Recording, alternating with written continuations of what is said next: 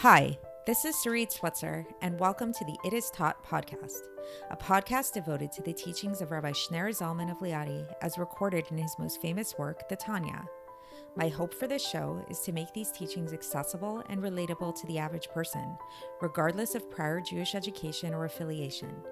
The episodes follow the prescribed daily study portions and are meant to serve as practical lessons in how to live your life as your true self and develop an authentic and powerful relationship with your Creator. I have personally experienced the effects the study of this work has had on me, and I'm excited to share what I can of this knowledge with you. So please join me on this journey of learning, self-growth, and connection with your source.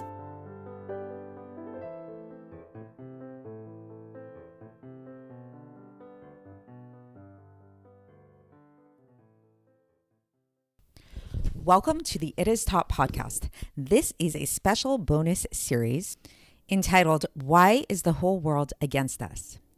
The purpose of this series is to offer a deeper spiritual insight into the current war that Israel is waging against Hamas in Gaza, as well as the geopolitical war Jews all around the world are waging in defense of our right to the land of Israel as our homeland and against worldwide anti-Semitism, which has risen exponentially in the aftermath of the October 7th massacre. The teachings I'll be relating are based on a Sicha given by the Lubavitcher Rebbe in the year Tafshin Chaf Vav, or in the Hebrew year of 5726, or the English year of 1965. And the Sicha is on Parshas Breishis, based on the first Rashi in Parshas Breishis. I studied and recorded this material in the merit of a swift victory of the IDF and the protection of all of our fellow soldiers and all Jewish lives within the land of Israel and throughout the world, as well as for the speedy return of our hostages. May it happen very, very soon. So a short little note, and then I promise we'll get started. I originally published this lecture as a series of 9 lectures in 9 parts. You can find each one of those 9 parts individually on YouTube or on whatever platform you use to listen to your podcasts. However, I had a request to put all of the 9 parts together into one part if somebody wanted to listen to this whole lecture as one cohesive whole. So that's what this is going to be. Now, just for the sake of time and kind of mental energy, instead of going through the whole thing again and just putting together in one long lecture, which would honestly be very difficult for me to do, I just took the easier way out and I took all of the different parts of the lecture series and I pasted them together into this episode. So in listening to it, it will be pretty clear to you where each lecture begins and ends. I'll say things like, next time we'll be talking about this, or today we're going to be talking about this, or, whatever it is. So just bear with that. And you'll notice also that given this format of the way that I'm doing it, there is going to be quite a bit of review. I could say repetition, but I'd rather say review, because I think that to think about it in terms of review is really, really helpful, because I find personally that when I'm learning, really the main learning comes from the review, and the more review, the better. So I try to, in every part of this lecture series, to give a recap of the previous timing to kind of continuously go through and give context for what it is that we're learning.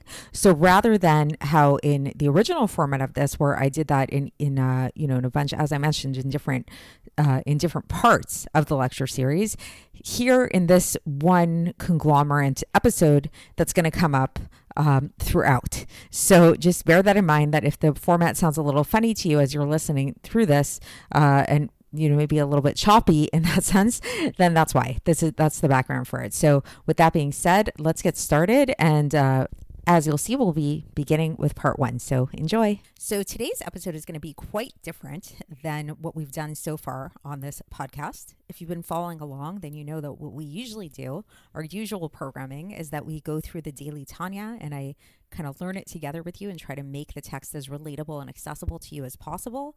But today we're actually not going to be looking at the Tanya. Instead, we're going to be looking at some current events that are going on, and namely, specifically looking at the current war that's raging in Israel against Hamas, against the evil terrorist organization Hamas, and try to glean some spiritual insights into it. Try to make sense of what's happening on a spiritual level. I've decided to divide this podcast into, make it into a series, a short series actually, just because there's a lot to say on the topic. And as we'll see, it's a really big topic that I'm going to be tackling. So today's episode is part one of, I don't know how many parts there's going to be. I guess we'll see as we go along.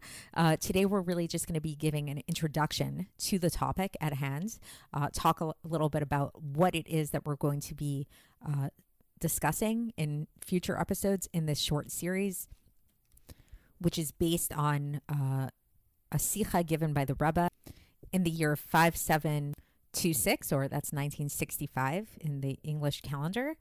And this was a Sicha that was given on Parshas Breishis, based on the first Rashi of Parshas Breishis. And we're going to talk about, we're going to learn together the Sicha itself, and I will share some of my thoughts on the Sicha as well, in terms of the relevance of the Sicha to current events that are happening today in terms of the war in Israel, the rise of anti-Semitism, the Jewish people as a whole, and our connection to the land of Israel.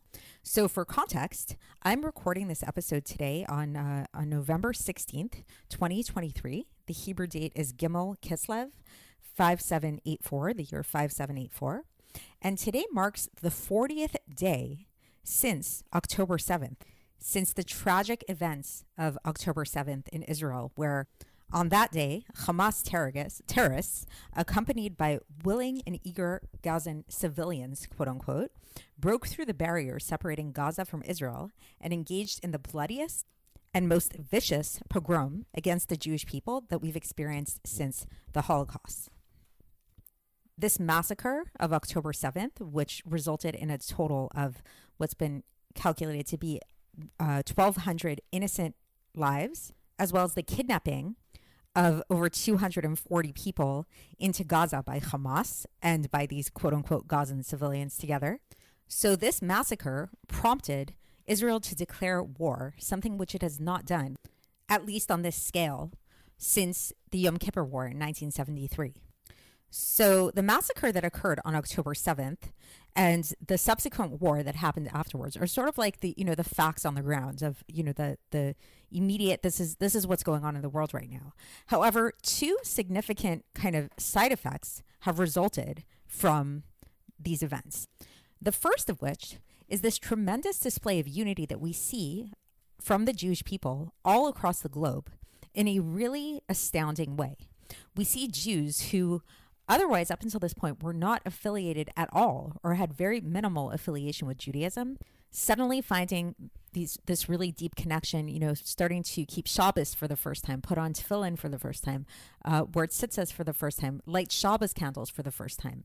We also see religious Jews really coming together. We see religious Jews going into the army, signing up for army service and when they had never done so before. We see them coming together and dancing together, singing together, helping each other out. Jews of all affiliations coming together. And I think this sense of unity that the Jewish people have, which has always been there, it's just like times like this that it really emerges and comes out, I think can be kind of difficult for a lot of people who are not Jewish to relate to, really. Right after October 7th happened, I got a text from a non-Jewish friend of mine, checking in to see if my immediate family in Israel were okay. I have some, family that lives in Israel. And thank God, they were fine. They weren't immediately affected by the massacre. But you know what? Like they actually were, first of all, because life in Israel has not been the same since. Schools have closed down, stores have closed down, businesses have closed down, due to the constant barrage of rockets that Hamas continuously sends into Israel, the sirens going into bomb shelters, things like that. As well as, a lot of these businesses had to close down just because there's so many men that are being called up to army service. And Israel is such a small country. There's not the same labor. It doesn't have the same functionality as it did before. So aside from the fact that even those people like my immediate family who weren't necessarily quote unquote immediately affected by the events, thank God they were spared from some of the more horrific things that the people in the kibbutzim and the rave experienced. They very much are affected by what's going on. But aside from that, the thing I think that's really difficult for non-Jewish people to relate to is the facts that truly, we actually are all one family, the entire Jewish people. So it's not just about, once I know that like my immediate family, my sister, my brother, my mother, my father, that they're all okay, then now I can breathe, everything's fine. And, obviously I care about everybody, but like, they're not my family. For Jews, they are our family. For Jews, if we hear about even one Jewish person on the other side of the world that we've never met, we've never heard of before, it hurts us. It pains us. If one part of us bleeds, the entirety of us bleeds. And I think that this experience of October 7th is really making this really prominent, making us all realize this in a really strong way. So it's unfortunate, obviously, that this had to come out through this tragic event, as so often does happen in history, that tragedy brings out our unity. But this is, we can say, one of the more positive side effects that has come about from everything that's been going on. By contrast, another kind of side effect we could say that's come about from this war is this increase in anti-Semitism that we've seen all across the globe. The latest statistics that I saw was that in America alone, the rates of anti-Semitic incidents, hate crimes, has risen over 400%, which is pretty astounding. We're seeing throughout Europe, at these pro-Hamas rallies, hundreds of thousands of people rising up, chanting slogans that are not even subtle in their hatred for Jews.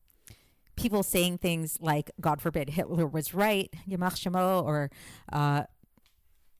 telling Jews to go back to Poland. These kind of things that just, give us shivers, like they're really reminiscent of the 1930s, the 1940s in Germany. Things that we never thought that we would experience as Jews in our history ever again. Like we're in a civilized time. We're living in the year 2023. Like at this point, we would have thought that society would have moved on from there, right? But we're seeing, unfortunately, that that's not true. And while, quite a bit of the anti-Semitism is really overt, like I've been saying, some of it is a little bit more subtle. Some of it is kind of couched in more political slogans, like, for example, from the river to the sea, Palestine will be free. It's a really catchy kind of slogan. But if you really get down to what that slogan means, what river, what sea are we talking about here, you actually come to realize that it's actually a genocidal chant.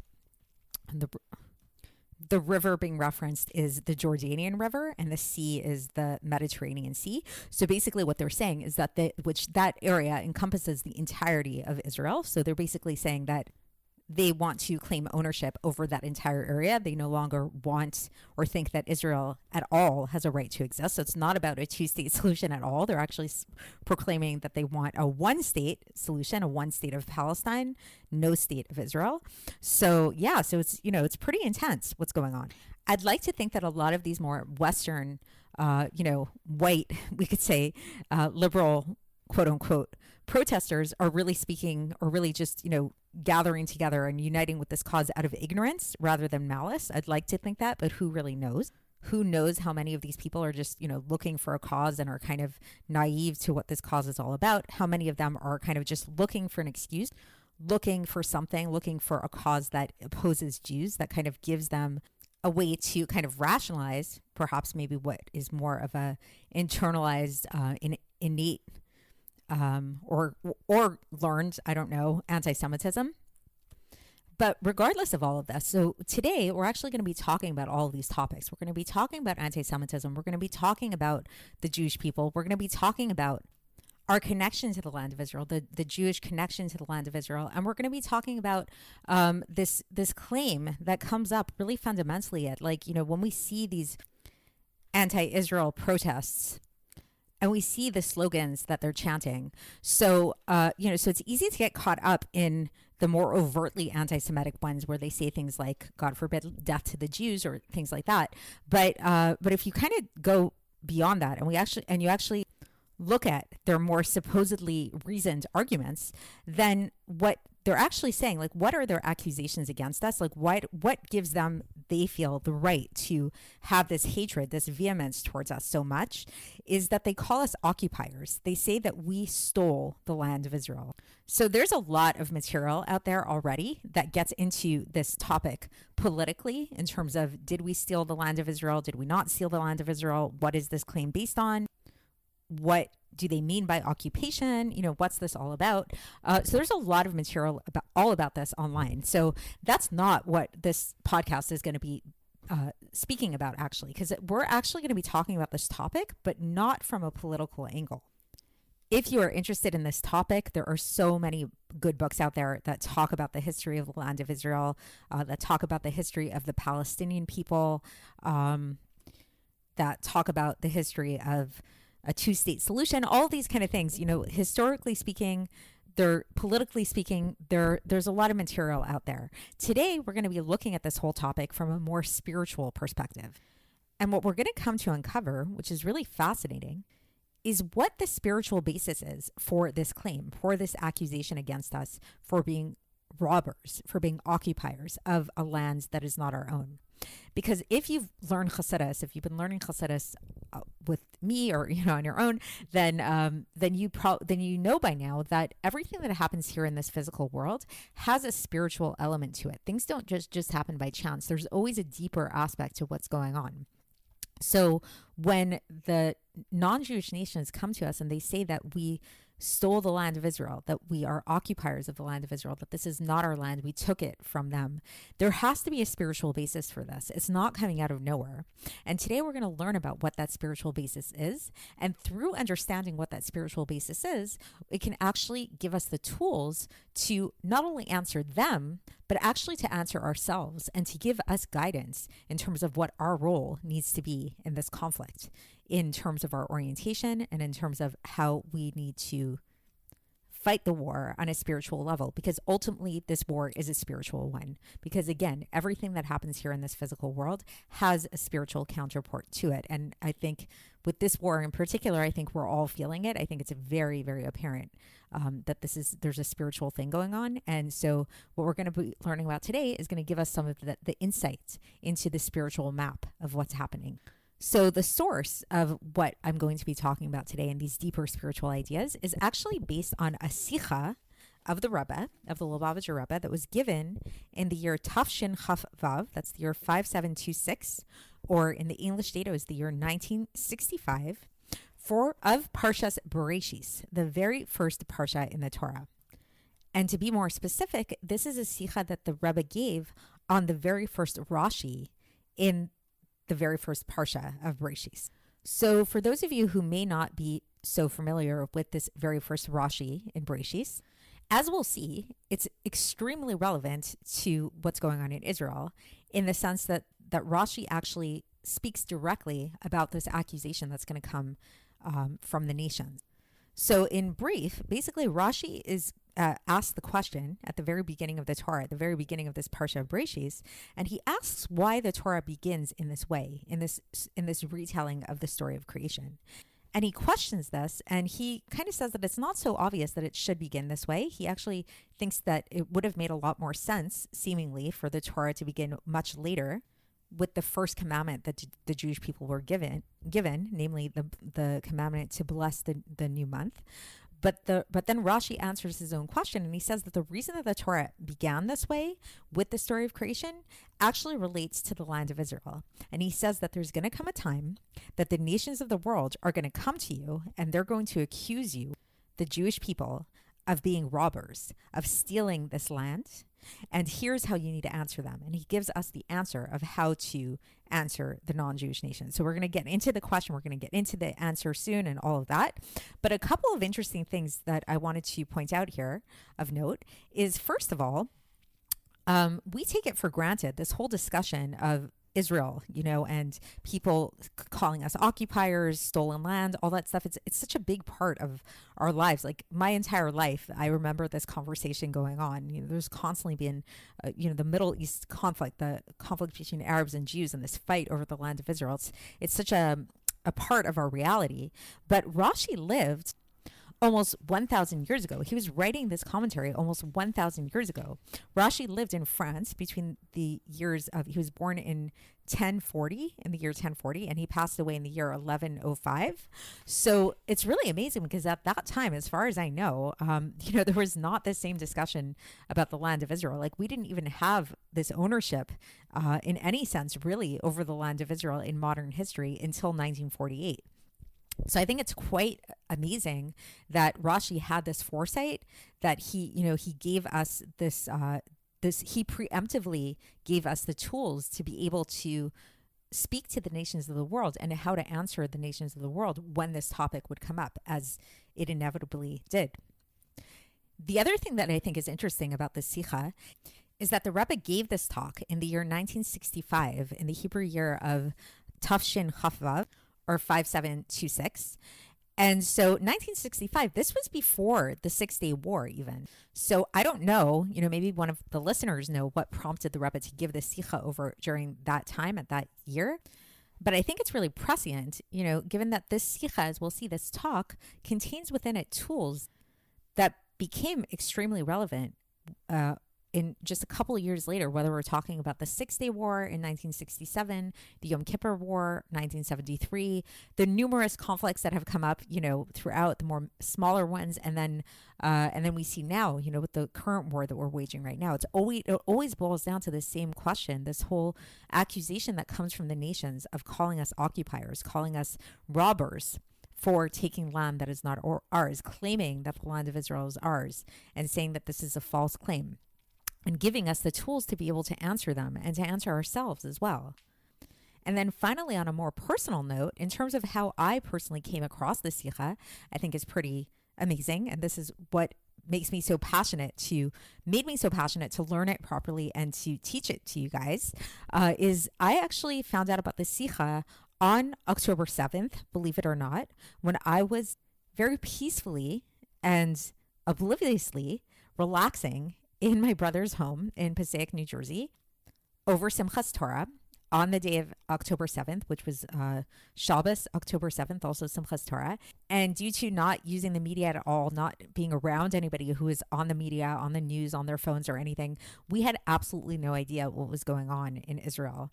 I live in Crown Heights, and I happened to go away for the holiday to my brother's.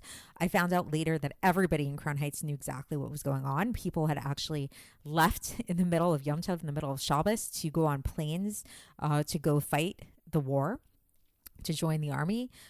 So pretty amazing stuff that I found out. But in comfortable Passaic, New Jersey, I had no idea. None of us had any idea. So we were just in our own little cocoon of Simchas Torah while all of this chaos was going on. But I was sitting at my brother's home, and I was actually learning the Parsha of the week, which was Parshas Breishis, because it was Simchas Torah. And I was reading out of the Gutnik Chomesh, which is a translation and also contains some commentary by Rabbi Chaim Miller. And I happened to read this summary of this exact Sicha, and I found it really fascinating. I found it really intriguing, talking about this idea of this first Rashi and how the nations of the world accuse us of being robbers of the land of Israel and how we should answer them. And it sort of pointed to the idea of us having this inherent connection to the land of Israel, a special kind of connection to the land of Israel that no other nation has in regards to any other land. And so this really piqued my interest. And it kind of gave me a sense that there was something really deep here in terms of really being the answer over and above all the political debates and everything like that. I had a sense that this Sicha that was being summarized contained within it something much deeper than all of that would serve as kind of the answer to this whole Arab-Israeli conflict and the fight over the land of Israel. And little did I know that just how relevant it would be once I found out afterwards, what was going on and the war and all of that. And like many of you, I think for a lot of us who have not been, or who don't live in Israel, who haven't been in Israel, there was sort of like this initial feeling of like almost a helplessness, like what can I do? Like I'm not in the army. I can't fight in the war. Like what can I do? We give charity, and all of that. We pray, we do mitzvahs, all of that. But like, I wanted to do something more than that. And I happened to come across a clip that somebody sent to me of the Rebbe talking about war and talking about this very topic of what can we do? What can a person do to fight a war if they're not actually an actual physical soldier? And he spoke about the idea of learning Torah and about how learning Torah is, if I find the clip, I'll try to post it, in the show notes for this episode. But really talking about how learning Torah is a really powerful tool that we can use to fight a war, in a real way that can have actual physical effects. And so I thought to myself, like, okay, well, I can do that.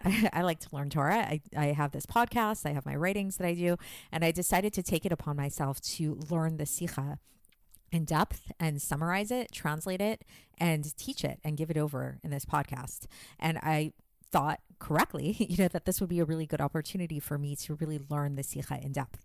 To be fair, I didn't really know what I was getting into at that time because when I took on this project, I didn't realize, first of all, that finding a translation of the Sicha, which was originally given in Yiddish, would be virtually impossible for me to find in searching for it online. So what I actually, believe it or not, decided to do is I said, you know what, this is a good opportunity for me to try to really learn Yiddish, which I don't. I know Hebrew, but I'm not so familiar with Yiddish. So I said, let me buy a Yiddish dictionary and really try to just get through the Sicha myself and see if I can try to figure it out that way. So in this attempt, I actually also didn't realize just what a complex Sicha it is, what a lamdasha Sicha it is, and kind of from vernacular, like it's a very academic, scholarly kind of Sicha. So it was actually a lot more time consuming than I realized. Together breaking my head over the Yiddish was one thing, and then also just over the ideas and piecing together all of the kind of weaves and maps and trails that the Rebbe takes the person on in learning the Sicha. But thank God I did get through it eventually. And I have to say, it's been quite a journey, and I'm really, really happy that I did it. It is a really fascinating Sicha. It's really, really deep, and it's multi-layered. It does obviously talk about the land of Israel and our connection to the land of Israel, but there's a lot more there as well. It talks about learning Torah. It talks about Torah itself, what Torah is. It talks about the Jewish people. There's a lot there. And one of the things that I think is like kind of a really interesting thing about the Sicha that only kind of occurred to me as I was going through it and kind of really at the end is that the bottom line takeaway of the whole Sicha, as we'll see, is really about the importance of learning Torah and the power of learning Torah, and not just learning Torah in any old way, but actually really learning Torah in a way of effort, really toiling in the study of Torah. It should be difficult. It should be challenging. It should be something that we need to work for. One of the ideas, not to give too much away, but one of the topics that comes out in the Sicha is the idea that many of you may have heard this already, but there's this idea that all of us learned the entire Torah. We're taught the entire Torah in our mother's womb initially, before we were born, and then after being born, then an angel comes and taps us on top of our top lip, and that's why we have that little mark on the top of our lip, and causes us to forget the entire Torah. And then our lives are really made up of really trying to recall, remember, relearn all of this stuff that we forgot, that we were taught originally in our mother's womb. So the process of learning Torah with effort is really emphasized in this Sicha, in this talk that we're going to be learning, and why learning Torah with effort specifically is so important. Why did we have to forget it? Why couldn't we just learn the Torah in our mother's womb, be born, and know the entire Torah? Why did we have to forget it? Or if the whole point is for us to learn Torah, then why did we have to be taught it initially at all if we're just going to go forget it later on? So this is going to kind of be the conclusion of the entire Sicha of tying in the land of Israel and the connection of the Jews and everything, and tie that into learning Torah. But what I think is really, really interesting about it is, as I mentioned, this Sicha is probably one of the most difficult Sichas that I've ever learned, to be honest. Really time consuming, really grueling to get through, a lot of details, a lot of things to keep track of. And I don't think that this is by accident. I think what the Rebbe is doing here, it's kind of in a funny way, is in structuring the Sicha in this way, he actually is taking us on this journey of doing exactly what this Sicha is asking us to do. So the Sicha is telling us to go learn Torah with effort and with toil. And the way that we get to this message is through learning Torah with effort and with toil. So with that being said, we will be learning the Sicha together to the best of my ability. I'll try to give it over to you as best as I can. There is a written format for this as well. So I actually did write up, as I mentioned, a translation of the Sicha, and I kind of organized it in a way that makes it a little bit, in my opinion, easier to understand, easier to get through. So I'm going to link to that translation in the show notes, and you can feel free to follow along with that as we go through the Sicha. I also wrote up as you'll see. I'll also post that as well, an introduction to the Sicha that addresses some of the things that we spoke about already, maybe getting into it a little bit deeper in terms of the context of this Sicha for current events of what's going on right now in the world, in terms of the events of October 7th, in terms of the subsequent war against Hamas that we're waging right now, in terms of the Jewish unity that we're experiencing and the rise in anti-Semitism, and how this Sicha really, in my view, is really the answer to all of this and brings all these pieces together. So, as I mentioned, this is quite a big endeavor. This is a pretty big project. So I'm going to be breaking it up into parts because otherwise I think this would just be a little bit too long as one podcast episode. So this is going to be part one. I don't know how many parts there will be. I'm going to conclude here for now and just kind of leave this for you as an introduction to the Sicha.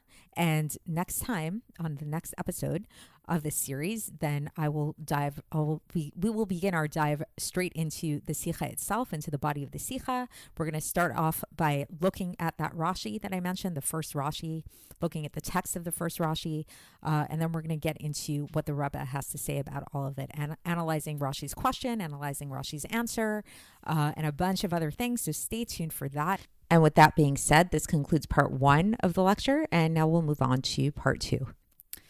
So I just have to say that I know that I said that we'd get right into the Sicha today, but before we get to that, I have to share with you guys my astoundment at what happened over Shabbos. So I had published part one of this series on Thursday. Now, Friday I was really busy getting ready for Shabbos. Shabbos comes in pretty early these days. Saturday night, Motzei Shabbos last night, I turn on my phone and check my email, my notifications, everything. And I see a barrage of comments on my video on part one of this series, Why is the Whole World Against Us, as well as a total of over 900 views. For context, I mean, I'm really grateful for all of my regular fans of my Tanya podcast, but I do not usually get 900 views, especially not overnight on one single episode. So this definitely piqued my interest, and I took a look at the comments, and then I quickly regretted it because most of these comments, unfortunately, were extremely negative.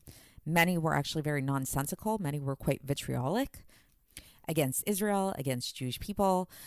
So I, as fast as I could, I deleted all of the comments, and I actually changed the settings on the channel so that all of the comments need to be moderated by me going forward. But what I thought was really interesting about this is that here I am, recording a series about why the whole world is against the Jews. And I get actual evidence to support this within a couple of days, which is really amazing. I've heard this from other people too, that it's like, they'll post something about the rise in anti-Semitism or an anti-Semitic incident or something like that, and then somebody will comment about how that person is being paranoid, and then retort with like some anti-Semitic remark about how they're just a money-hungry Jew looking for attention or something like that. So it's pretty amazing, and it really just encouraged me to continue with this series and really made me realize why these teachings are so apropos to what's going on now in the world. And actually, we're apropos throughout all of our history. History really repeats itself. Nothing changes. There's nothing new under the sun, as Shlomo HaMelech said. And we as Jews, because to be clear, this episode, now that I know that maybe 900 or more people are going to be listening to this in a couple of days, there may be a lot of non-Jews listening to this. I want to make it very clear. This series is for Jewish people. You're welcome to listen in, but the messages that I'm giving over here are clearly intended for Jews. I'm putting it out there into the world because I think that it's important that these teachings are accessible and that they're out there in the world, but the message is for the Jewish people. And the message is for us to know how to respond to these comments that we get, to these people that claim that we are occupiers, that we stole the land of Israel, that we have no right to the land of Israel. So with that being said, let's get straight into it. Let's dive into it. I gave a whole episode already, the last episode that was this whole introduction to the context of this, why it's so important. Today, we're going to get into the actual discussion. So, as I mentioned, just as a quick review, is that these teachings that I'm going to be giving over, they're not my own. Everything that I give over on this podcast, I'm taking from somewhere. It's not just like my own ideas. This is going to be based, as I said in the intro, on a Sicha of the Rebbe that the Sicha gave over, based on the first Rashi in the Torah. It's a very, very famous Rashi. And speaking of the number 900, this was a Rashi that was written over. Rashi is the foremost commentator on the Torah. For those of you that aren't so familiar with that, it's impossible really to study Torah without Rashi. This is one of the things that really separates Jews, religious Orthodox Jews, from other types of religions that also may study the Bible. We never just study the Bible. We don't just like sit and read the Bible just like that without commentary. We always have a commentary, specifically Rashi. Rashi is like the basic commentary that we use when we study Torah. So this Rashi that we're going to be studying was actually written over 900 years ago. And as we'll see, the foreshadowing of this Rashi is really amazing, because he really foreshadowed that there was going to come this time in the future, which is now, we're living it right now, that the nations of the world are going to come to us and they're going to say that, call us robbers. They're going to say that we stole the land of Israel, and this is how we need to respond to them. And then the Rebbe, the Lubavitcher Rebbe, is going to actually dissect this Rashi into a lot of details in terms of the question, in terms of the answer, and really give us some deeper insights into all of it. Now, a couple of things that I want everybody to keep in mind from the get-go before we get right into the text is that in spite of the fact that the bulk of the Sicha really deals with the land of Israel and the subject of the ownership of the Jews over the land of Israel and how to respond to the nations of the world, the actual thesis of the Sicha, which the Rebbe begins and ends with, the actual takeaway that the Rebbe wants us to take away from the Sicha, actually is not directly about the land of Israel. It's actually all about learning Torah.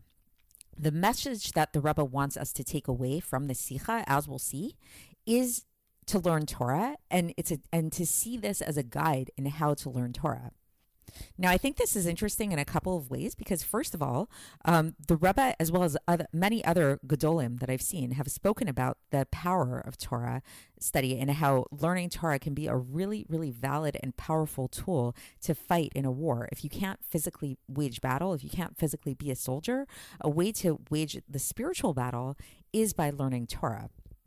Which brings me to my next point, which is that everything in this physical world has a spiritual counterpart. So if there's a physical world down here, it means that there's a spiritual war going on. And yes, we need to do things by way of nature. We need to wage the physical war, but we also need to wage the spiritual war. The spiritual war is just as important, and is sort of like not only a mirror, but and not only a reflection, but it actually is really the root of it all, because everything comes from that more higher spiritual place. Which is why, in my mind, learning the Sicha is so pertinent to right now while we have this actual war going on in Israel. Because if the way the Rebbe is telling us to fight the spiritual battle is by learning Torah, so this is a perfect way to do it, because we're learning Torah that is extremely relevant to the situation, because it's all about the land of Israel. And as we'll see, and as I mentioned in the last episode, it's a very intricate Sicha. There's a lot, it's very academic, you could say. There's a lot of back and forth, a lot of thought process. It's not a simple Sicha, as we'll see. So as I mentioned, it was a huge project for me to go and learn the Sicha and translate it. It was a very big undertaking that took a lot of time. So that's why this is a series. It's not just a one shot, here's the message and there we go. But I want us to actually relish this experience instead of getting frustrated by it and being like, okay, what's the takeaway? Just tell me the main point. No, we want to actually get into the study. We want to study for the sake of learning, for the sake of using our minds, using our tools of analysis, using our tools of comprehension and thinking and questioning and all of those things in the service of this higher purpose of learning God's Torah. So through this experience of actually learning about the land of Israel and our ownership over the land of Israel, not only are we gaining actual tools to know how to answer the nations of the world, but the very process of learning about these things is actually waging the spiritual battle. The other big takeaway that we'll get to as we get deeper into the Sicha that you'll see is, as I mentioned, since everything has a spiritual counterpart, everything physical down here has a spiritual counterpart, that means that when the nations of the world come to us and they have these accusations and they call us occupiers, they call us robbers for stealing the land of Israel, it means that there's a spiritual counterpart to this as well, which means that when we approach them and we defend ourselves and we get into debates with them about, who was there first, how we actually decolonized land. We didn't colonize the lands as those people accuse us of, how we tried to give them so much land in the past. We tried to create a Palestinian state only to have it been thrown back into our faces. All of these arguments and debates, as we see, they never work for some reason. Yes, they're logical. Yes, they're sensical. Yes, they make sense. But there's it somehow we're never convincing anybody. Somehow we seem to be held not only to this like absurd standard, but it doesn't even seem to be a standard. It seems like this isn't a logical discussion at all. Which, as we'll see, there really is something deeper going on. This accusation that they have against us of being robbers, of being occupiers, what's really going on? What are they really saying? And that's what we're going to learn about in the Sicha, which is really a very fascinating, to me, this was the most fascinating part of the Sicha, is that exact point. So I'm not going to give it away now, but stick with it and we will get there. And I think it's really important to know this, because if you're debating somebody in any situation, if you're having an argument with somebody on any level, you really want to get to the root of what's really going on. Let's say even if you think about like an argument you have with your spouse or with a friend or something like that. Let's say they're upset that you showed up late and you're always late, or they're upset that you didn't remember your birthday. Really, very often, if not always, it's not about the lateness. It's not about the birthday. There's something deeper going on. And we want to really figure out what is that deeper thing going on. And until we can get to that deeper thing, until we can figure out what that deeper thing is, we can't really address the issue. We can't really solve the problem. And that's what this Sicha is really going to be all about, is really getting to that deeper place of understanding what are they really saying? What is this accusation, stealing land? What are they talking about? And once we know that, then we can know how to respond, not only to them, but to ourselves as well. So with all of this being said, let's get straight into it. And I'm going to begin today actually by citing the first Rashi, first in Hebrew, because I think it's nice to kind of hear the original Hebrew, and I will translate as I go. All right, so here we go. So the very first Rashi is, it's on the word Breishis, which is the very first word of the Torah, which literally means in the beginning. In the very beginning, the Torah begins with, and God created the heaven and the earth, etc., etc., and it goes on to speak about the story of the creation of the world. So Rashi takes this word Breishis, and he says, Breishit, אמר רבי יצחק, לא היה צריך להתחיל את התורה, אלא מהחודש הזה לכם. So Breishis, in the beginning. So Rabbi Isaac asked about this. Shouldn't the Torah have began with HaChodesh Hazeh Lechem, which with the blessing of the new month? So first of all, so just to break that down, even right here, so Rabbi Isaac, so who is this Rabbi Isaac that Rashi is citing? According to some commentators, including the Siftei Chachamim, this is actually a reference to Rashi's father, who was named Isaac, Yitzchak, and he was a winemaker. And this was like kind of like a nice way for Rashi to insert his father, like to kind of give respect to his father in his writings. And, you see in Rashi's own name, you can see the name of his father. So Rashi is an acronym actually for Rabbi Shlomo Yitzchaki. So Rabbi Shlomo, and then the last name Yitzchaki is, in those days, came from Isaac. So his father's name was Isaac. So Rashi is citing some Rabbi Isaac. It could have been his father, but it may not have been. And Rabbi Yitzchak is asking this question, what shouldn't the Torah have began with the blessing of the first month? And then Rashi goes on and he says, Shehi mitzvah rishona shenitztavu ba'Yisrael, because this is the first commandment that the nation of Israel was given. So the very, very first commandment that the Jews were given when, after we received the Torah and we became a nation, the very first commandment that we were given was to bless the new moon, to bless the new month. So Rashi is asking, shouldn't the Torah have began with that? But umatam patach b'Breishit. Why did it start with Breishis? And then Rashi answers his own question. He says, Mishum koach ma'asav higid la'amo latet lahem nachalat go'im.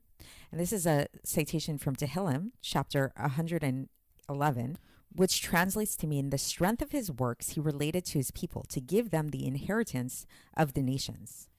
She'im yomru umot ha'olam le'Yisrael listim atem, that if the nations of the world will come to the Jewish people and say, you are robbers, shekavashtem artzot shivat goim, because you conquered the land of the 7 nations, hem omrim lehem, kol haaretz shel HaKadosh Baruch Hu hi, then they should say to them, the Jews should say to the nations, the entire land is the land of God. Hu bara'a unatzna la'asher yashar be'enav. He created it, God created it, and he gave it to whom he deemed proper in his eyes. Biltzono natzna lahem, with his will he gave it to them. Uviltzono nitla mehem unatzna lanu, and with his will he took it from them and he gave it to us. So that's the whole Rashi. So there's a lot there, and I want you guys to really try to keep this in mind. As I mentioned, I actually have a written component to this whole podcast episode that I'm doing, so I highly encourage you to print out the written portion of this that I linked to in the show notes here to follow along, because we are going to be referencing this Rashi a lot, and it's really helpful to have the text in front of you as we go through this. Okay, so putting aside that particular Rashi for a moment, the Rebbe actually begins his Sicha by going into a more general discussion about Rashi and who Rashi was in terms of a commentator, what role he played as a commentator. So we know that those of us who learn Torah on a regular basis, as I mentioned, you cannot learn Torah without Rashi.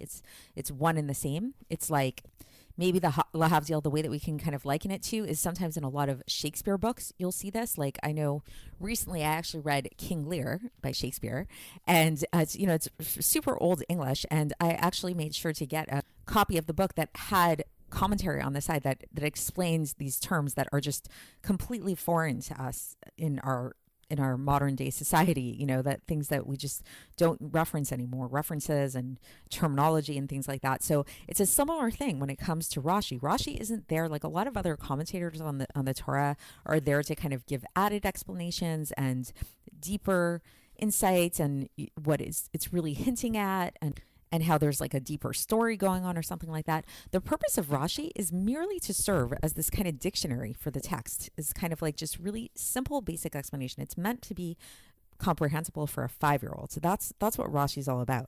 And Rashi himself says this. He says in the same Parshas Breishis, but a little bit later, in chapter 3, verse 8, which, by the way, for context, is all about, it's the part of the Torah where Adam and Eve ate from the tree of good and evil, which they weren't supposed to eat from. And then they hear the voice of God calling, and they go and they try to hide amongst the trees in the garden. So Rashi says over there, he says that there are a lot of midrashim, there are a lot of agadas, like there are a lot of other stories that go with this that explain deeper meaning what's going on. But then he says about himself, he says, "Ve'ani lo bati ela l'pshuto shel mikra," so that I just came to give over the simple literal meaning of the text. This is what I'm here for. He's clarifying his role in the commentary on the Torah.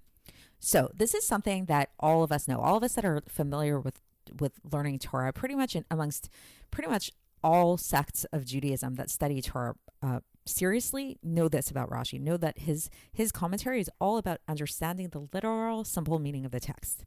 However, what is perhaps less known, says the Rebbe, is that actually contained within these very simple explanations, these very simple commentaries, are actually the most secret and deepest parts of the Torah. Something which in the Zohar is referred to as Razin Doraita, the secrets of the Torah. And the Alter Rebbe, in fact, which is the founding Chabad Rebbe, the first Rebbe of Chabad, he actually referred to Rashi's commentary on Chumash, as being the wine of Torah, Yena Shel Torah in Hebrew. And we can kind of understand this because, how does somebody create wine? Is that you take a grape, a simple grape, and through pressing it, through extracting it, that's how the wine comes out. There's also this whole idea that nichnas yain yotze sod, if a person drinks wine, then the secrets come out. So there's something about wine that's very much connected to hiddenness, to secretness, to deep, deep, deep ideas. And basically what the Rebbe is telling us here is that Rashi's commentary, yes, it's very simple. Yes, it's very literal. It's just there to give us that very simple meaning, but contained within these teachings of Rashi are extremely deep teachings on the Torah. Now, the next thing that the Rebbe points out, before even getting into too much of the content of what Rashi is going to be talking about, is that whereas many other commentators, most other commentators, in fact, provide some kind of introduction to their work before they actually get into the work, Rashi doesn't do this, at least not explicitly. Like our first introduction to Rashi is pretty much this Rashi on the Torah, which is his teaching. It's not like hi, my name is Rashi, and this is my style. This is, what you should look for when you're learning my commentary. And this is the angle I took and things like that. No, he gets right into the teaching right away. But the Rebbe says that what if we looked at this very first teaching of Rashi and actually saw it, that this is actually Rashi's introduction to his teaching. How so? Well, the Rebbe points out something very interesting is he says that, aside from before we even get into the content of what Rashi's telling us here about the land of Israel and the nations and all that stuff, we see that what Rashi is really focusing on here is the order of events in the Torah. He's asking a question about it. He's saying, why did the Torah have to start with the story of creation as opposed to the Torah beginning with the blessing of the month, the commandment to bless the month? So the Rebbe interprets this as telling us that Rashi is actually teaching us how to learn Torah. He's actually telling us how to go about it. He's saying that first we should learn the simple meaning of the text, which is kind of like the story of the creation of the world. It's like, there's a world. This is kind of like the basics, laying the foundation. And only then, after learning the simple meaning of the text, can we then go on to really try to understand the deeper aspect of it all, the deeper meanings, the secrets of the Torah, which in this case, going back to Rashi's commentary, would be the blessing of the month, like meaning like the mitzvahs, what the purpose of the world is. Like there's a world that's kind of, the kind of basic baseline, and then there's the mitzvahs, which is how we elevate the world, how we find deeper meaning in the world at large. Okay, and now to get into the actual content of the Rashi itself. So Rashi's commentary on this Breishis can be broken down into two parts. There's the question, and then there's the answer. So what's the question? The question is, why does the Torah begin the way that it does? Why does it start with the story of creation instead of starting with the first Jewish mitzvah? So why is this a question at all? I mean, we'll get much deeper into it as we go through the text, but on a simple level, the Torah is meant as a Jewish book of commandments. It's supposed to be a guidance book that God gave us at Mount Sinai in how to live as Jews, what we need to do as Jews, keep Shabbos, keep kosher, things like that. So why does the Torah in that case begin with the story of Breishis? And then Rashi's answer, which is the second part of his commentary, is that the reason for this is that it's giving us guidance into how to reply to the other nations of the world. Okay, so that's the intro that you really need to keep in mind as we go through this. And now we're going to really dissect this a lot. We're going to see how the Rebbe actually dissects this Rashi even further. And he says that, yes, okay, there's Rashi's question. And then we have Rashi's answer. But contained within Rashi's answer, we have the accusation of the nations. And we have our answer to the nations. And then there's Rashi giving this whole thing as an answer. And the Rebbe is going to ask questions about all of these things and try to come to a deeper understanding about all of these things, about what is Rashi actually asking in his question, like why, because as we'll see, each one of these things are seemingly problematic as we get into it. The Rebbe is going to have a lot of questions about every single step of this Rashi, every step along the way, whether it comes to Rashi's question, Rashi's answer, the accusation of the nations, and our answer to the nations. Those are the four things that we want to keep in mind. And then after really coming to a deeper appreciation of this whole Rashi, we'll see how all of this can actually lead us to a deeper appreciation of the land of Israel and our connection to the land of Israel as Jews, how to learn Torah, which we touched on a little bit, and the Torah itself. So it's going to be a long journey. I don't know how many episodes are going to be in this series, but I know it's going to be more than just this one as a part 2. And so let's see how far we get today. So for today, we're going to begin with questions on Rashi's question. So the Rebbe has 2 questions on Rashi's question. The first of which actually comes from the Ramban. So it's not actually the Rebbe's question, it's the Ramban's question. And he says that the Ramban questions why Rashi is asking this question at all about why Torah began this way. He says, isn't learning about how God created the world pretty essential? Like, you would think so, right? We know that one of the most foundational things as a Jew is to know that God created the world. And somebody who doesn't believe this is considered to be a heretic. So is Rashi really supposing, implies the Ramban, that we should just not talk about the creation of the world? Like, this is something as Torah observant Jews, we need to know that God created the world. It's pretty foundational, right? And then the second question that the Rebbe asks is, he says that, if we're going to have this question about the story of the creation of the world, why not ask this question about all of the stories in the Torah? There are a lot of stories in the Torah that are not commandments.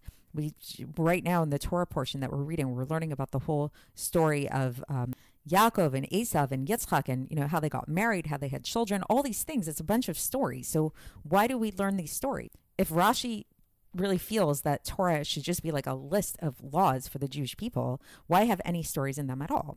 Right? So those are the two questions. The first question is, isn't the story of creation pretty foundational and something that we really need to know? And secondly, if the issue is with it being a story and not like an outright commandment, there are a lot of stories in the Torah, not just this one. So why is Rashi just picking on this one? And is his complaint actually about all the stories in the Torah? Next, where the Rebbe dissects Rashi's answer.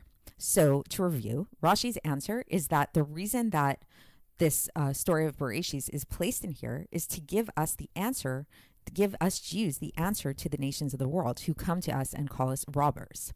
So the Rebbe has three questions on this. The first question is that, okay, if this is, and it sort of follows the last question on the question that we had, which was about the other stories in the Torah. So the Rebbe says that if it's true, as Rashi says, that the reason that this story of creation was put into the Torah is to give us an answer for the nations of the world, that's the only reason why it's in there. So is this why all the stories are in there, or are all the stories just there to give us answers for the nations of the world? And then another issue that the Rebbe brings out from Rashi's answer is that Rashi's whole issue with his whole focus on the blessing of the new month, saying this is the first commandments the Jews were given, and it really seems like it should have started there. But wait a minute. There are actually commandments that were given before the blessing of the new month. It's true. We only officially became a Jewish nation when we received the Torah at Mount Sinai in the year 2448. However, we were actually given commandments before then, and we're taught that our forefathers and their descendants, the tribes, they all kept the Torah. And we actually see explicitly in the Torah that certain commandments were given. We see that the commandment to be fruitful and multiply, for example, was given. That was given to Adam and Chava in Gan Eden, in the Garden of Eden. We also see that there was the commandment of circumcision that was given to Abraham. We spoke about that just a couple of weeks ago in the Parsha, if you've been following along the Parsha. And then we also see another commandment, the commandment of the Gid HaNeshin, not eating the sciatic nerve. This was given to Yaakov after he battled the angel running away from his brother Esav, who was trying to kill him. This is coming up in Parsha coming up soon. So we see that there are actual mitzvahs that came up before the blessing of the new month. The blessing of the new month was not the first commandment that features in the Torah.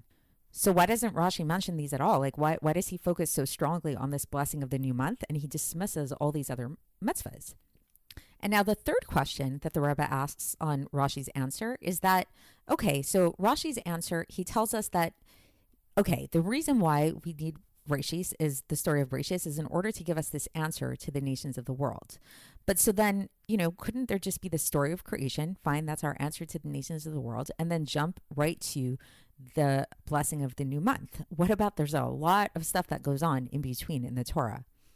The blessing of the new month only features in the 12th chapter of the book of Shmot, which is the second book of the Torah. So there's a whole book of Breishis and part of the book of Shmot that comes in between the story of creation and the book of and the blessing of the new month. So Rashi doesn't address that. He gives a reason in his answer for the story of creation, but he doesn't give an answer for everything else that comes after that. So those are the three questions that the Rebbe has on Rashi's answer. And I think that this is where we're going to end today. And I'll give a little recap of this in a moment. And I know it can be frustrating to learn this. It's like all we're doing is like we're just getting more and more questions. We're not getting any answers. We're not really getting any closure here. But again, I want you guys to bear in mind that really what we're doing here is we're learning Torah for Torah's sake. And yes, knowing the answers to these things, knowing how to answer the nations of the world is important. It is very essential. At the same time, remember, the Rebbe started this Sicha telling us about the importance of learning Torah. And as I've mentioned, this is learning Torah for its own sake, for the sake of really understanding God's word, is a powerful and valid way to fight the war, the spiritual war that is being waged now against evil in the world. So that's what we're doing together. So it's try to kind of let go of the end goal in this process and try to really sit with the questions and really use your mind, your analysis to powers of analysis to focus on the questions, really try to understand the questions to the best of your ability. So to recap, I'll give you guys a recap of the questions now again. And then until the next episode, I want you guys to try to sit with these questions. Think of them. What do you make of these questions? Do you have any possible answers for them? What Rashi was thinking when he asked the question, when he gave the answer?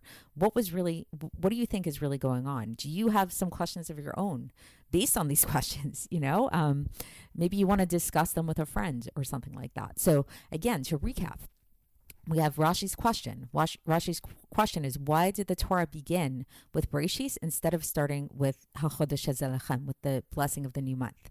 And the questions that the Rebbe asks on this is, he says, first of all, this is the Ramban's question, is he says, isn't learning about the creation of the world very essential? It's pretty foundational, right? And the second question is, if we're going to have this question about the story of Breishis, we could have this question about all the stories in the Torah. So why does Rashi specifically hone in on the story of Breishis? And then we have Rashi's answer. So Rashi's answer is that in short, it's that the reason why Breishis is there is to give us an answer to the nations of the world when they accuse us of being robbers. So then the three questions that the Rebbe brings out about this answer is, he says, if that's the case, are all the stories in the Torah just answers to the nations of the world? Second question is, there are actual mitzvahs that come about in the Torah before the blessing of the new month. So, why is Rashi not addressing those? Why does he just start with the blessing of the new month as being the first mitzvah? And 3, if we want to go with Rashi's logic and say like, okay, so yes, there's a reason for Breishis because it's an answer to the nations, and so good. Now we can move on. Why not move on then straight to the blessing of the new month? Rashi doesn't address everything that comes between that, between Breishis, the story of creation, and the blessing of the new month. And this concludes part 2 of 9 of this lecture series. And now we will proceed with part 3. So yesterday, we finally started to get into the text after our long introduction in our first episode. And I highly encourage you to go through this series in an orderly fashion because it is really progressive from episode to episode.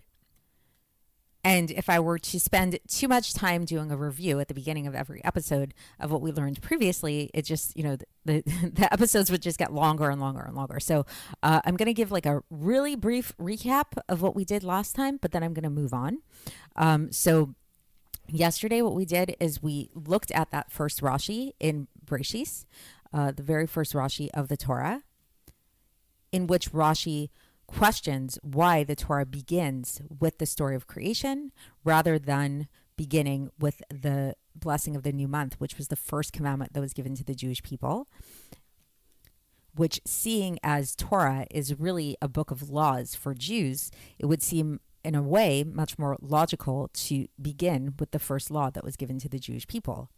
Then Rashi answers his own question, and he says that the reason that the Torah began this way with the story of creation is so that if the nations of the world come to us and accuse us of robbery for stealing the land of Israel, then, or the land of the 7 nations, as he puts it, then this is what we can say to them. We can use this proof that God created the world to tell them that, God created the world, so thus he gave it to who was righteous in his eyes. With his will, Rashi goes on, he gave it to them. And then with his will, God took it from them and gave it to us. So this is the baseline Rashi. And then as we mentioned, what the Rebbe does in the Sicha is he really, really breaks apart this Rashi, breaking it into 4 basic parts and asking questions about 4 aspects of this Rashi. The Rebbe asks questions about Rashi's question, his initial question, and the Rebbe asks questions about Rashi's answer, and the Rebbe asks questions about the accusation of the nations, and then the Rebbe goes on to ask questions about our answer to the nations. In the previous episode, we discussed the first 2 groups of questions, namely the questions that the Rebbe had on Rashi's question and the questions that the Rebbe had on Rashi's answer. I'm not going to do a full review of those questions today because, like I mentioned, that's just going to get too time consuming if we keep doing those really thorough reviews. However, we will actually review these questions later on in the Sicha when we get to the answers, and then we'll revisit the questions then. But today we're actually going to move on to the second subset of questions that the Rebbe has on this Rashi, namely the questions that the Rebbe has on the accusation of the nations, as well as the questions that the Rebbe has on the answer that Rashi gives us to give to the nations of the world. And again, there is a written component to this lecture series that you can print out and follow along with that might make it a lot easier to go through. So getting right into it. So getting into the questions on the accusation of the nation. So just to review, what was the accusation of the nation? So if we go back to the Rashi, so we'll see that Rashi says, שאם יאמרו אומות העולם לישראל ליסטים אתם, that if the nations of the world will say to the Jewish people, you are robbers, ליסטים אתם, you are robbers, שכבשתם ארצות שבעת גויים, that for conquering the land of the 7 nations, this is what you should say. And then Rashi goes on to proceed with the answer that we should give to the nations of the world. But again, now we're first going to just focus on the accusation of the nations. So what's the accusation of the nations? Basically calling us robbers for conquering the land of the 7 nations. So the questions that the Rebbe asks on these accusations are most likely going to sound pretty familiar to those of you that are following what's been going on in Israel, maybe engaging in online debates, which maybe you're starting to see is not the most productive thing to do, because we start to see that their accusations against us really don't make a lot of sense, right? Because what are the 2 questions that the Rebbe asks about this accusation of the nations? Number 1, first of all, didn't they steal the land from us? Like, what's this deal with them accusing us of robbery? Like, we were there first. We were the indigenous people to that land. Aside from lots of documentation of the historicity of this fact, the Rebbe is talking from a Torah perspective. And from a Torah perspective, after the flood, Noach, who had 3 sons, who we're going to talk about them a little bit more later on in this episode, he distributed the different countries of the world to his different sons. And the portion of Israel was under the portion of his son Shem. And the Israelites, the Jewish people, we come from this son of Shem. This is where we come from. So we were the original inhabitants. This was our land that was given to us, true and proper. Like, this is way before the United Nations, 1948, any of that. This is way, way back. We were given this land. We lived in this land. This was our land. So then, yes, later, other nations conquered the land and took it over and things like that. But so if anything, we should be accusing them of robbery rather than them accusing us of robbery. Like, what's going on here? The second question that the Rebbe asks is, war conquest is not robbery. Like, it's very clear. Nations conquer lands throughout history. This is the history of our world. There are many wars, many conquests. Different countries have different names throughout history. This year it's under this nation. This year it's under that nation. It's not a set thing. And this isn't just even in terms of just like worldly laws that war conquest isn't considered robbery, but even according to the Torah. So we know that according to the Torah, well, the Jews, us Jews, we have to keep the entire 613 commandments of the Torah. Nevertheless, the non-Jewish people in the world, even though they're not bound by those same laws, they are bound by what are known as the 7 laws of Noah, the Sheva mitzvot b'nei Noach. These are the laws that are incumbent upon all of mankind. One of those laws is indeed the prohibition against robbery, against stealing. However, we find that throughout history, we don't find any nation being punished for conquering land. It's never written about. Usually in the Torah, we hear about different instances when different lands or people are punished for doing evil activities, and it's sort of supposed to teach us a lesson with this. When it comes to conquering land, there's never even a hint at this, that this is something wrong. In fact, there are times that Yoshua was actually commanded to conquer the land of the seven nations, which ultimately is the land of Israel. So what is this accusation of robbery? It seems to be very nonsensical. So those are the two questions that the Rebbe has on the accusation of the nations. Is that, first of all, if anything, they conquered it from us. So how, didn't they take us from us? We should be accusing them of robbery, if anything. Secondly, conquering land is not considered by and large as robbery. So what's the deal with this accusation of robbery? All right, now we're going to go on to the questions that the Rebbe has about our answer to the nations, how we answer the nations. And this section is quite long. There's quite a bit here. So after we finish going through these questions that the Rebbe has on our answer to the nations of the world, we'll call it a day and conclude for today and continue in the next episode. So to start off, let's just go through Rashi's answer again. What is the answer that Rashi tells us to give to the nations of the world who accuse us of robbery for robbing the land of Israel? So here's what Rashi says. So Rashi, so I'm going to say it in Hebrew as well as English, because the wording in Hebrew is actually quite precise, as we'll see. So Rashi says, "Hem omrim lahem kol haaretz shel HaKadosh Baruch Hu hi." So they should say to them, meaning the Jewish people should say to the non-Jewish nations, the entire land is God's. Hu v'ra'ah, he created it, u'nitzna la'asher yashar be'enav, and he gave it to who it was righteous in his eyes. B'rtzono nitzna lehem, through his will he gave it to them. V'rtzono nitla mehem u'nitzna lanu, and with his will he took it from them and gave it to us. Okay, so what are the Rebbe's questions about this answer to the nations? The first question that the Rebbe asks is, he says, why bring up the whole world when the accusation is only about the land of Israel? Right? So the accusation of the nations is they're saying to us, you are robbers because you conquered the land of Israel, you conquered the land of the seven nations. And then our answer to them has to do with the entirety of the whole world. Like, why? Why don't we just focus on what they're accusing us about, which is the land of Israel? The second question that the Rebbe brings is about the idea of bringing up creation at all. Forget about the creation of the whole world. Why does Rashi have to bring up the idea of creation at all? If you go back to that Rashi, if you notice the order by which he says our answer should be, is he says the entire earth belongs to God.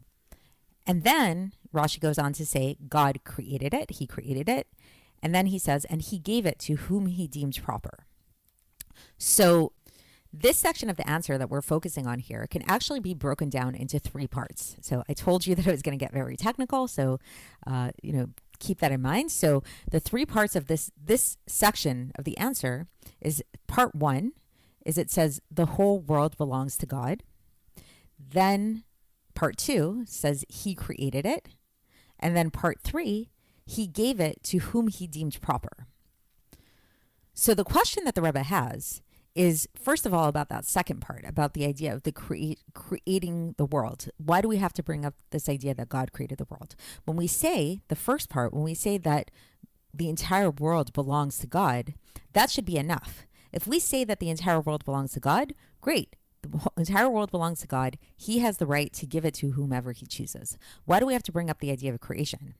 And if somehow creation is linked to this idea of ownership, then Rashi could have prefaced with that. Rashi could have said, God created the world, and thus, because he created the world, he has the right to give it to whoever he wants. But the order is very specific, because the order of everything in Torah, including Rashi, is extremely specific. So the fact that Rashi starts by saying the entire world belongs to God, and then he goes on to say, God created the world, and then he goes on to say, and he can give it to whomever he deems proper, there has to be a reason for this order. And the Rebbe is asking what that reason is. And the Rebbe says, especially those last 2 points, the part that God created the world and the fact that God can give the land to whom he deems proper, those two definitely have a connection to them because they're linked together with a vav in Hebrew. The vav in Hebrew means and in English, so it's like a coordinating conjunction. So if we go to the Hebrew, that part, it says hu bera'ah u'netna la'asher yashar be'einav. So he created it and he gave it to whom he deemed proper in his eyes. So meaning to say that there's some kind of link between the fact that God created the world and him giving it to whom he deemed proper in his eyes. So the Rebbe is asking, what is that connection? The next question that the Rebbe has is, why does Rashi seemingly repeat himself? So where's the repetition? So let's go back to the Rashi. And as we'll see, there are 2 times in this Rashi that Rashi says that God gave the land of Israel to the Jewish people. First, we see again. So going back to the answer, is that the answer that we say is that the entire land belongs to God. He created it and he gave it to whom he deemed proper in his eyes. So we're assuming that's the Jewish people. God gave it to the Jewish people. And then Rashi goes on and he says, with his will, he gave it to them, meaning to the non-Jewish nations. And with his will, he took it from them and gave it to us, meaning to the Jewish people. So it seems like Rashi is basically saying that God gave the land of Israel to the Jewish people twice. First, when he says he gave it to whom he deemed proper, and then later when he says that he took it from the nations of the world and gave it to us. So why the repetition? What's that about? Along these lines, another question that the Rebbe has is, why do we have to know about God giving the land of Israel to the other nations? I mean, this whole Sicha and our whole connection in Torah to the land of Israel is such an essential one.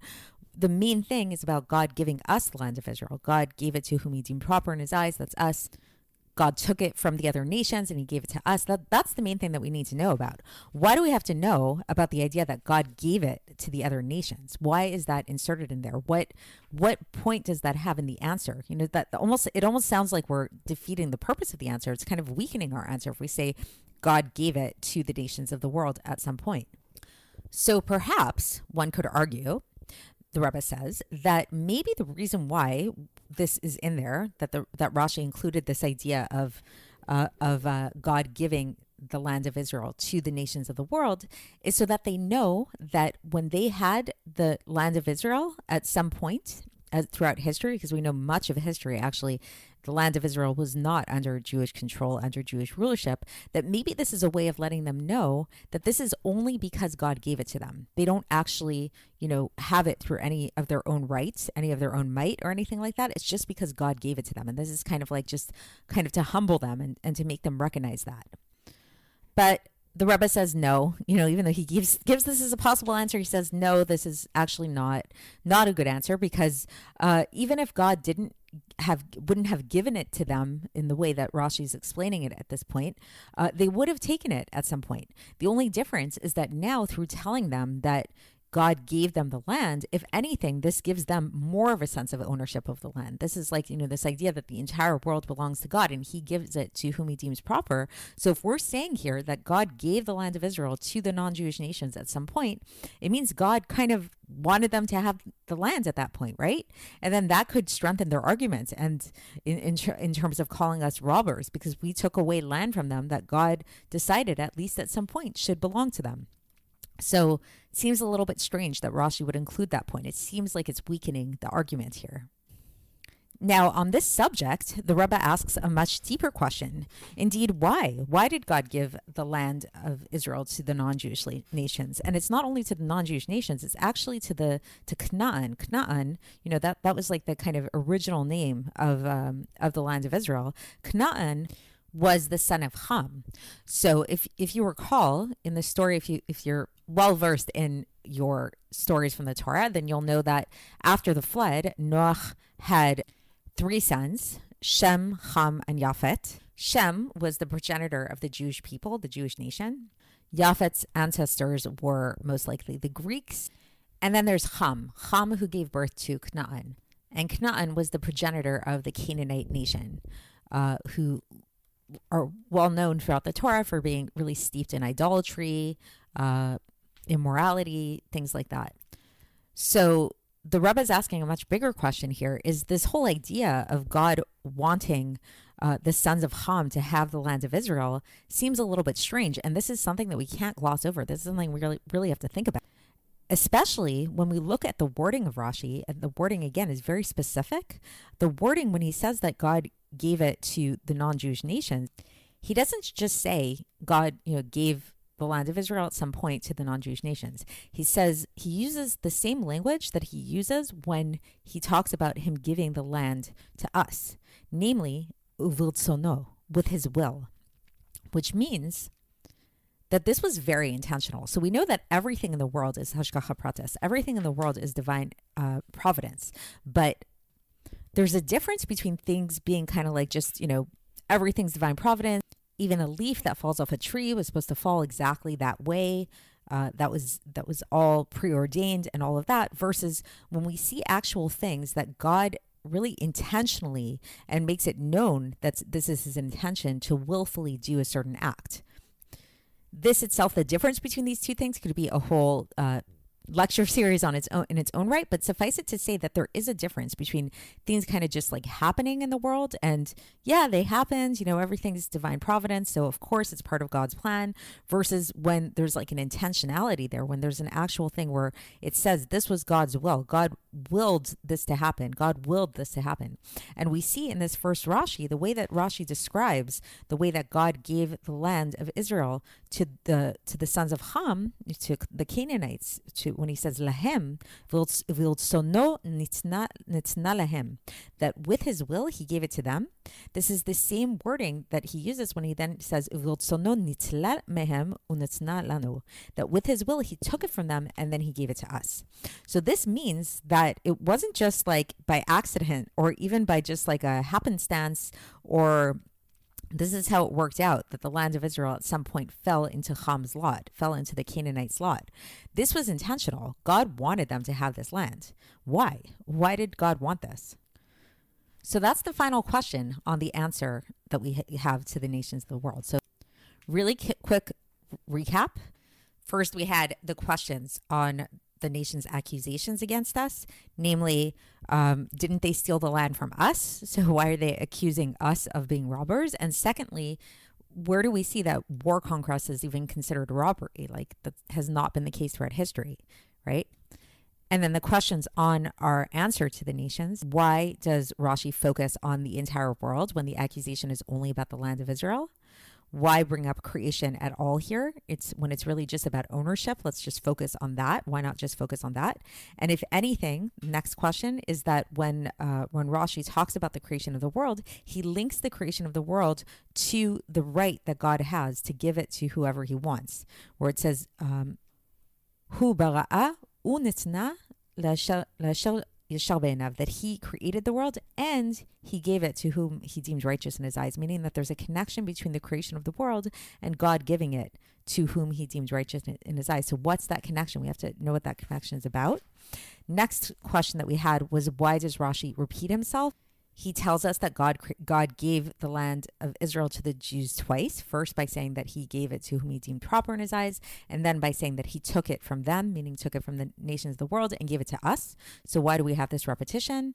Next question, why do we have to know that God gave it to the nations of the world? This doesn't really have to do with us. We're just concerned with us having the land. Why do we have to know about God giving it to the other nations? If anything, this kind of can strengthen their argument, especially if they feel like God actually gave it to them. It wasn't just them that conquered the land on their own. This was something that God did. So why do we have to know about this? And then the last question, which is kind of like the bigger issue here, more existentially speaking, is why, in fact, did God give the land of Israel to the nations of the world? Throughout history, again, many, many generations, there were many times that the land of Israel was not under our Jewish dominion. Why is this? It was obviously intentional. This was not just happenstance. It's not just a regular kind of everything is meant to be, so that's how it happened out. This was intentional. That it was through his will. He gave it to them, the same will that took it from them and eventually gave it to us. So what's this about? So stay tuned. Once again, cliffhanger. Tomorrow we're going to actually start getting into the answers and getting into this deeper discussion, which is going to lead us into a much greater appreciation of what our connection as Jews is to the land of Israel and what that's all about, and ultimately to our purpose here on earth. And that concludes part 3 of this lecture series, and we'll now move on to part 4. Today we're actually going to finally get into some answers. So far, to recap, we reviewed the basic Rashi, the first Rashi of the Chumash that we were studying, wherein Rashi posed the question, why did the Torah start with the retelling of the creation of the world instead of starting with the first mitzvah given to the Jewish people? And then he answers his own question by saying that the reason for this is that if the nations of the world come to us, to the Jewish people, and accuse us of being robbers for conquering the land of the 7 nations, then we should answer them and we should say to them that the whole world is God's world, he created the world, and thus he has the right to give it to whom he deemed proper. And with his will, he gave it to the nations of the world. With his will, he took it from the nations of the world and gave it to us, to the Jewish people. That's the basic Rashi. And as we've been discussing, the Rebbe in the Sicha that we've been learning really dissects this Rashi in a lot of details and asks a lot of questions on this Rashi. He asks questions on Rashi's question. He asks questions on Rashi's answer. He asks questions on the accusation of the nations, and he asks questions on the answer to the nations. So we went through all of the questions so far. And now we're going to get into the answers that the Rebbe provides. And as we'll see, and as I mentioned, getting into these answers is going to give us a much deeper appreciation of this Rashi. And not only that, of the land of Israel, of our connection as Jews to the land of Israel, and some deeper insights into the Torah itself and our learning of Torah. So for today, we're really going to focus on the answers that the Rebbe provides to his questions on Rashi's question. Or to be more specific, we're actually going to be answering the first of the 2 questions that the Rebbe had. And the second question is actually, we're going to answer it a little bit later in the Sicha. So we're going to review both questions today, but the second question really, in order to get to the answer of the second question, it's going to require a little bit more knowledge that will only be uncovered through some of the other answers that we're going to get. So this might be frustrating, but learning a Sicha like this, again, as I mentioned several times, not only is it very technical, but it's not necessarily always super linear. So the Rebbe kind of jumps back and forth and are all around, like in terms of these topics that are being addressed. So by the very end of the Sicha, we will have a full picture of all the questions, all the answers, how it all makes sense. But along the way, it's going to be a little bit of a circuitous route. So just keep that in mind as we go through this. And once again, I'd like to reiterate the idea that really the foundational message, the bottom line message of this whole Sicha is the importance of learning Torah. And part of this learning Torah, the power of learning Torah, is really utilizing your mind and your power of analysis in these ways, concentrating upon these ideas in a very process-oriented way, so that it's not just about getting that end result, that end message. It's really about being involved in the process of learning Torah. That's what the idea of being engaged in Torah study is all about, as we'll learn further on in the Sicha. So stay tuned for that. So for today, like I said, so we're going to review the 2 questions that the Rebbe had on Rashi's question. What are the 2 questions? The first one is, he actually is citing from the Ramban that Rashi is asking why Torah begins with the creation of the world. And the Ramban says, isn't learning about the creation of the world, learning about how God created the world, pretty essential? Like somebody who doesn't believe, God forbid, that God created the world is considered to be a heretic. So this seems very foundational to our faith as Jews. So why does Rashi take issue with this? The second question that the Rebbe brought up is that if Rashi is taking issue with the story of creation for it just being a story, and he would rather He feels like it would be more logical for the Torah to begin with the blessing of the first month, which is the first law that was given to the Jewish people. Then why doesn't Rashi mention all of the other stories in the Torah? Those are also not pure straight up laws. So what about those? Why doesn't he mention that? So as I mentioned, that second question about the stories of the Torah is actually going to be addressed a little bit later on, but it can be good to kind of keep this question in the back of your mind as we go through the Sicha and kind of see if maybe you can start to get hints at the answer as we get through it, so that the true answer can become apparent the more we uncover what's going on. So focusing again on that first question, about the creation of the world. Isn't the creation of the world pretty essential?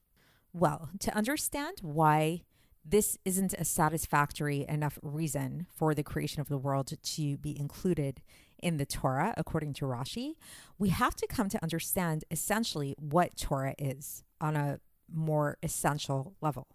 So the word in Hebrew, Torah, it's usually translated to mean Bible.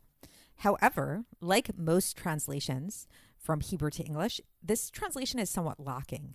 The Hebrew language is really very special in the sense that we can learn a lot about different words when we look at their root. And when we look at the root of the word and we see the connection that it has to other words of a similar root.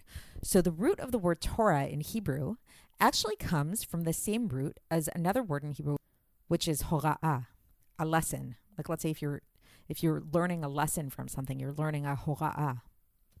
Or like a moral, it's like that you're reading like a legend or something like that, and then there's a moral that we take away from the story. That's what the word hora'ah means, and that's what the word Torah is really all about, what the book of the Torah is really all about. The purpose of the Torah, as we've already kind of mentioned in passing, is to teach us lessons. And when we say teach us lessons, what we really mean is Jews. The Torah was given to the Jewish people, and it's meant for us to be a guidebook for the Jewish nation in how to live in this world. So when we say Jews, what do we mean by this? When did the Jewish nation begin? When was it founded? So there's a common conception that Abraham was the father of the Jewish nation. The truth is he was also the father of the Islamic nation, because Ishmael actually was born from Abraham in addition to Yitzchak. So if that's the case, was Abraham the first Jew or was he not the first Jew? Well, it's complicated because, he was kind of like the founding father of it all. But on the other hand, not quite. The status actually of all of the forefathers, meaning Abraham, Yitzchak, Yaakov, and really all of the Israelites, all of the tribes and all of their children, and things like that, while they were the progenitors of the Jewish nation, they themselves, interestingly enough, and this is discussed in rabbinic literature, were not actually considered to be halachically fully Jewish. There are a lot of instances where this kind of thing comes up, where we see the forefathers or the tribes doing things that would be forbidden to Jews nowadays, or post-Matan Torah Jews, but they actually did them. And the explanation for that is often because they weren't actually considered to be in the status of Jews. For example, in the story of the angels coming to visit Abraham after he had the bris, after he had the circumcision, and he brings them food, then the Torah actually describes him bringing food that's both milk and meat. There are some commentators that try to explain this away by saying that Abraham knew that they were angels, or he gave them the option to eat milk or meat. He didn't cook them together. But one really simple explanation is the fact that actually Abraham was not really fully Jewish at that time.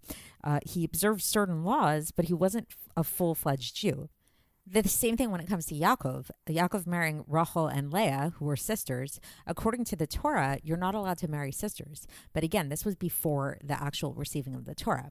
So in true truth, even though the history of the Jewish nation did indeed begin with Abraham, and it really started to come to fruition during our time in Egypt, when we were really persecuted and kind of placed together by the Egyptians as being the Israelites, and then we collectively left Egypt and we wandered through the desert. I mean, this is a lot of the Torah is talking about this whole time. The truth is, we didn't actually become a nation until the receiving of the Torah. In the year 2448 according to the Hebrew calendar. So even though we do see that there are different mitzvahs, different commandments that are mentioned before then, again, we spoke about Avraham being circumcised. We spoke about Adam and Eve being given the commandment to be fruitful and multiply. Yaakov was given the commandment to refrain from eating the sciatic nerve from an animal, all of which things are found in Jewish law that are still there to the present day. Nevertheless, none of these were given to the Jews as Jews. Before the giving of the Torah, everybody in the world was really considered to be under the category of what's known as Bnei Noach, as the children of Noah. And a much bigger topic for another time, but actually the children of Noah, all the people in the world, are bound by 7 basic commandments that are relevant to the entirety of the world. And then within those Noachites, within the Bnei Noach, the children of Noah, there were different subgroups and different subcategories. So this group at that time of, Avraham's family, specifically those who were descendant through Yitzchak, and then Yitzchak's family, specifically those who were descendant through Yaakov, and then all of Yaakov's family, all of his descendants after that, they were all considered to be kind of like a subset of the Bnei Noach, which is why we actually find in the Torah the way that they were actually referred to during the desert and all of that is being not as Jews, but as being the Bnei Yisrael. We translate that to mean Israelites, but it really more literally translates to mean the children of Yisrael. What is Yisrael? Yisrael is another name that was given to Yaakov, because all of Yaakov's descendants were these Israelites, were the children of Yaakov, who eventually were to become the Jewish people, but they were not yet the Jewish people until we received the Torah at Mount Sinai. So the bottom line that we want to take away from this is that the Torah, as we know it, when we talk about the Torah, again, it comes from the root of hora'ah, which means a lesson, specifically a lesson to Jews as Jews, not to Avraham, not to Yitzchak, not to Yaakov, not to any of the Shvatim, any of the tribes, or any of the Israelites in the desert. It's actually meant for Jews as Jews post Matan Torah. That's what it's meant to be, and it's meant to be a lesson for all of us. So if that's the case, it's not enough for us to just say, as the Ramban proposes, that the reason that the Torah began with the story of Breishis, with the story of creation, is because this is a very fundamental thing for all of us to know. It has to be more specific than that. It has to be specific to the Jewish people, because knowing that God created the world, this is something that isn't just relevant for Jews. This is something that everybody needs to know. And indeed, the same thing goes for the commandments that are given before the Torah. When we hear about these commandments that were given to Avraham and to Adam and Chava and to Yaakov, it can't be. We have to look at the Torah through the lens of being Jewish, because the Torah is a Jewish book, which means that every single detail in the Torah needs to be there as a lesson to us Jews as Jews. Otherwise, it could have been a different book. There are lots of other books that are not necessarily Torah, but are still considered to be holy books, that are still considered to be very historical books, very relevant books. There's also oral tradition that many different nations, different cultures have. So like the story of creation, for example, this could have been passed down through oral tradition. The idea of circumcision, as it was given to Avraham, before the Torah, all of these things could have been passed down through oral tradition. But if they're included in the Torah proper, it means that there's a lesson there for Jews as Jews. So bearing this in mind, we can now come back to Rashi's question, and we can really have a deeper appreciation of what his question is and why it's a real question. So again, what's Rashi's question? Rashi's question is, why does the Torah begin with the story of creation instead of starting with the first Jewish mitzvah, the blessing of the new month, which was the first mitzvah that was given to the Jewish people as a Jewish nation post Matan Torah, post the giving of the Torah at Mount Sinai? So with everything we've discussed today, then all of this, now we understand why it's a real question, right? And then getting kind of like fast forwarding a little bit into Rashi's answer, we see how Rashi in his answer, which we're not going to delve into too much today, but just since we've learned it a little bit already, we see that in Rashi's answer, what is Rashi's answer? Rashi's answer is that the reason the Torah began this way is to teach us Jews how to answer the accusations of the nations, meaning to say that it is a lesson for the Jewish people. So once again, to get back to our questions on Rashi's question, our primary question, which came again from the Ramban, which is that isn't learning about how God created the world pretty essential? So yes, it is pretty essential, but that's not why Rashi is asking this question. But Rashi is asking this question about why the Torah begins the way that it does, because the Torah is meant to be a book of lessons for the Jewish people, as a Jewish nation, post Matan Torah, post the giving of the Torah on Mount Sinai. So if that's the case, that means that there must be a lesson for the Jewish people as a Jewish nation in the story of the creation of the world. It's not just about telling us that God created the world so that we won't be heretics and we won't, God forbid, forget about this idea or something like that, or think that the world came about on its own. But rather, there's something much deeper going on and much more essential and intimately connected to the Jewish nation. So what that intimate connection is to the Jewish nation, what that lesson is to the Jewish nation, remains to be seen. We know it has to do with this answer that we're giving to the nations of the world. And that sort of is on a simple baseline level. That is the lesson, is basically how to answer the nations of the world. But as we'll see as we get deeper into the Sicha, we're going to come to a much deeper understanding, a much deeper appreciation of this answer to the nations that we have, of the accusation of the nations, and what this really means for us, and how the Torah beginning this way really is a very, very profound lesson to all of us as Jews, as a Jewish nation. So that concludes part 4 of this series, and now we'll move on to part 5. So in today's episode, we're going to get into the crux, in my opinion, of the Sicha, and the part of the Sicha that for me personally, what I found to be really mind-blowing in terms of its relevance to the current situation that we find ourselves in, with trying to defend the right of Israel to exist, with trying to defend our right to the land of Israel, and in terms of really bringing a deeper insight into what's actually going on with this accusation against us of occupiers, of robbers of the land of Israel. Where is this coming from? What's this all about? So this is going to be the topic that we're going to be addressing in today's episode, because today we're going to take a deeper look at the actual accusation that the nations have against us. So if you've been following along this series so far, you'll know that our launching off point was the very first Rashi found in the book of Breishis, the very first Sefer of the Torah, first book of the Torah, in which Rashi asked the question, why does the Torah begin with the story of creation instead of beginning with the blessing of the new month, which was the first commandment that was given to the Jewish people as a nation? And then Rashi answers his own question by saying that the reason for this, that the Torah began this way, is for the sake of the fact that if the nations of the world come to us at some point, as we see that they are doing now in our times, and accuse us of being robbers for stealing the land of the 7 nations, we should reply to them and we should say that the whole world belongs to God. He created it, and he thus has the right to give it to whom he deemed proper. With his will, he gave it to them, meaning to the non-Jewish nations. With his will, he took it from them and gave it to us.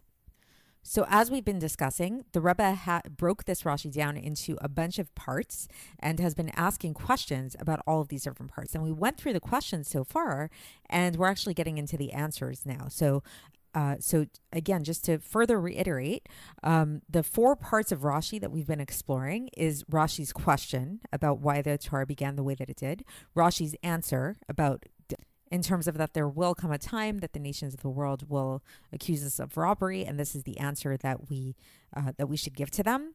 And then further embedded within that answer, we have the accusation of the nations, and then we have our answer to the nations. So far, in yesterday's episode, we addressed the answers to the Rebbe's questions on Rashi's initial question. So please go back and listen to that if you haven't already, to bring you up to speed. And today we're going to move on and we're going to talk about the answers to the Rebbe's question on the accusation of the nations that's brought down by Rashi. So again, this is a pretty technical Sicha, so I highly encourage you to follow along with the written document, which I've written up that accompanies this audio, if you can. Or at least take notes somehow if you can, because it's a lot to keep track of in terms of the questions and the answers and what Rashi says, what the Rebbe says, and all of that kind of stuff. Nevertheless, I really am trying to the best of my ability to really stay focused on each part, on one particular part of the Sicha in every episode. So again, today's episode is really going to be focusing on this accusation of the nations. We're going to reiterate the questions that the Rebbe had about the accusation of the nations, and then we're going to give the Rebbe's answer to these questions. Just a small note, you might have noticed, this is something I kind of noticed in learning the Sicha, that even though the order by which we gave the questions was we had questions on Rashi's question, then we had questions on Rashi's answer, then we had questions on the accusation of the nations, and then we had the questions on our answer, our reply to the nations.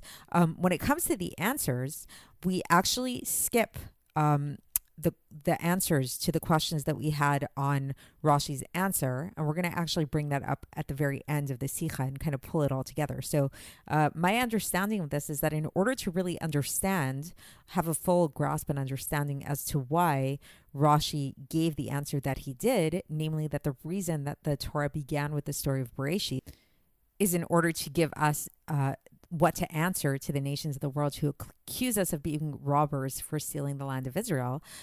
So in order to understand why this is Rashi's answer to his own question, we really have to delve into this accusation of the nations, and we have to delve into our subsequent reply to the accusation of the nations, and in order to understand why Rashi really feels that this whole accusation and answer suffices as an answer to his own question about the Torah beginning this way.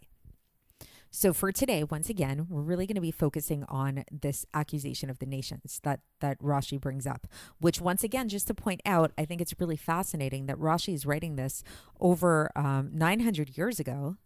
And to add a little bit more interesting context to all of this, Rashi's time, when Rashi is writing this, is in the early 11th century, which was also the beginning of the Crusades, when Christians were trying to conquer the land of Israel, which at that time was under Muslim rulership. So it's interesting at that time that Israel, the land of Israel, was really not under Jewish control during Rashi's time. And it's really only now, many years later, again, almost 1,000 years later, that this whole conversation, this whole accusation against us of being robbers, of being occupiers of the land, really came to fruition. So I think that's really fascinating in its own right. So to get back to our Sicha, so let's reiterate the accusation of the nations as well as the questions that the Rebbe has on this accusation of the nations. So the accusation of the nations to the Jews is that they accuse us of being robbers for conquering the land of Israel. And the Rebbe had two questions on this accusation. He said, first of all, didn't they steal the land from us? So we spoke about the fact that, from a biblical perspective, which is really from our focus of what we're focusing on here, after the flood, with the story with Noah's Ark and the flood and all of that. So after the flood, Noah divided up the whole entire world amongst his three sons, Shem, Ham, and Japheth. And the land, which later became known as the land of Israel, was given to his son Shem for Shem and his future descendants, which is where the Jewish people come from, for them to have ownership over this land. So this means really that we as Jews, our descendants, were the indigenous people. We were the original owners of this land. So if anything, then we see that throughout the years, that land of Israel was actually not known as the land of Israel for many years. For many years, it was known as Canaan, as the land of the Canaanites, the land of the seven nations is how the Torah refers to it, because there were seven different nations that occupied that land. So if anything, they were occupying our land. They stole it from us. So it wasn't the other way around. So this is the Rebbe's first question is they have the audacity to call us occupiers, us robbers of the land. They're the ones that took it from us. But now the second question that the Rebbe has is that, okay, let's say, I took it from you, you took it from me, whatever, this whole conversation aside, who says, since when is war conquest considered robbery? Aside from the fact that throughout the world, people in all cultures, war conquest is a part of every single culture's history, pretty much throughout the entire universe. And this is how countries come to be throughout our history. We see that even in the Torah, according to the Torah's own guidelines, we know that everybody in the world needs to abide by the 7 laws of Noah, whether they're Jewish or not Jewish. So even non-Jews have to keep the Torah in that sense. They have to keep the 7 laws of Noah are binding to them. And one of the 7 laws of Noah is indeed the prohibition against stealing. However, we find that never in the Torah was any nation ever punished for stealing another person's land through conquering that land. In fact, there were times when God actually commanded us to conquer land, commanded Yoshua to conquer land, which means to say, it shows that conquering land is not considered to be stealing. It's not the same thing. So what's this accusation that they have against us of being robbers? So again, number one, if anything, they stole the land from us, and two, even if you want to say that, okay, now they were focusing on the fact that Yoshua came and conquered the land, or now we're coming and conquering that land. Like, even if you want to say that that's what's going on here and they're upset about that, they're upset that we're stealing it from them, even though they took it originally from us. War conquest is not considered robbery, generally speaking. So what's the deal? Where is this accusation coming from? So this is where the Rebbe gets into the answer. And again, this sort of is like the highlight of the entire Sicha right here. What is it? Is that the Rebbe says that, well, yes, it's true that conquering land through warfare is not generally considered to be stealing. However, the way that the Jews conquered this land of Israel, meaning this is talking about back in the times of Yoshua, when he began this conquest of the land of Israel, is very different than a regular type of conquering of the land. When we, as Jews, under Yoshua, conquered the land of Israel, the conquering that we did was a much deeper type of conquest than a usual transfer of ownership. What do we mean by this? So, generally speaking, when we talk about transfer of ownership of an item, whether we're talking about a purchase, whether we're talking about a gift, or whether we're talking about a war conquest, the object being transferred undergoes an external transition from one owner to another. However, it doesn't essentially change. So it's like, let's say I own a plot of land and maybe I build a house on it, and I lived there for many years. And then there comes a point where I decide I want to move and I want to move somewhere else. So I sell my plot of land to somebody else. Okay, great. So they take the plot of land and maybe they keep my house there. Maybe they don't. Maybe they do something else with it. But essentially, it's the same plot of land. Maybe time goes by and this person that bought the plot of land for me gets really old. And then they decide to give this plot of land to their children. So the children have this plot of land now. They live with this plot of land. Okay, great. They really enjoy it. Maybe they build another house on that plot of land. It's still essentially the same plot of land. The difference is that it belonged to different people throughout the generations, but it's always the same plot of land. And then maybe someday, let's say there was like some kind of war. And as a result of the war, there's like a rezoning going on. And maybe, unfortunately, these people are no longer able to live in their home anymore, or maybe they can live in their home, but now it's going to be called a different country. Maybe the area that they live in used to be called Poland. Now it's called Russia because the Russians took over.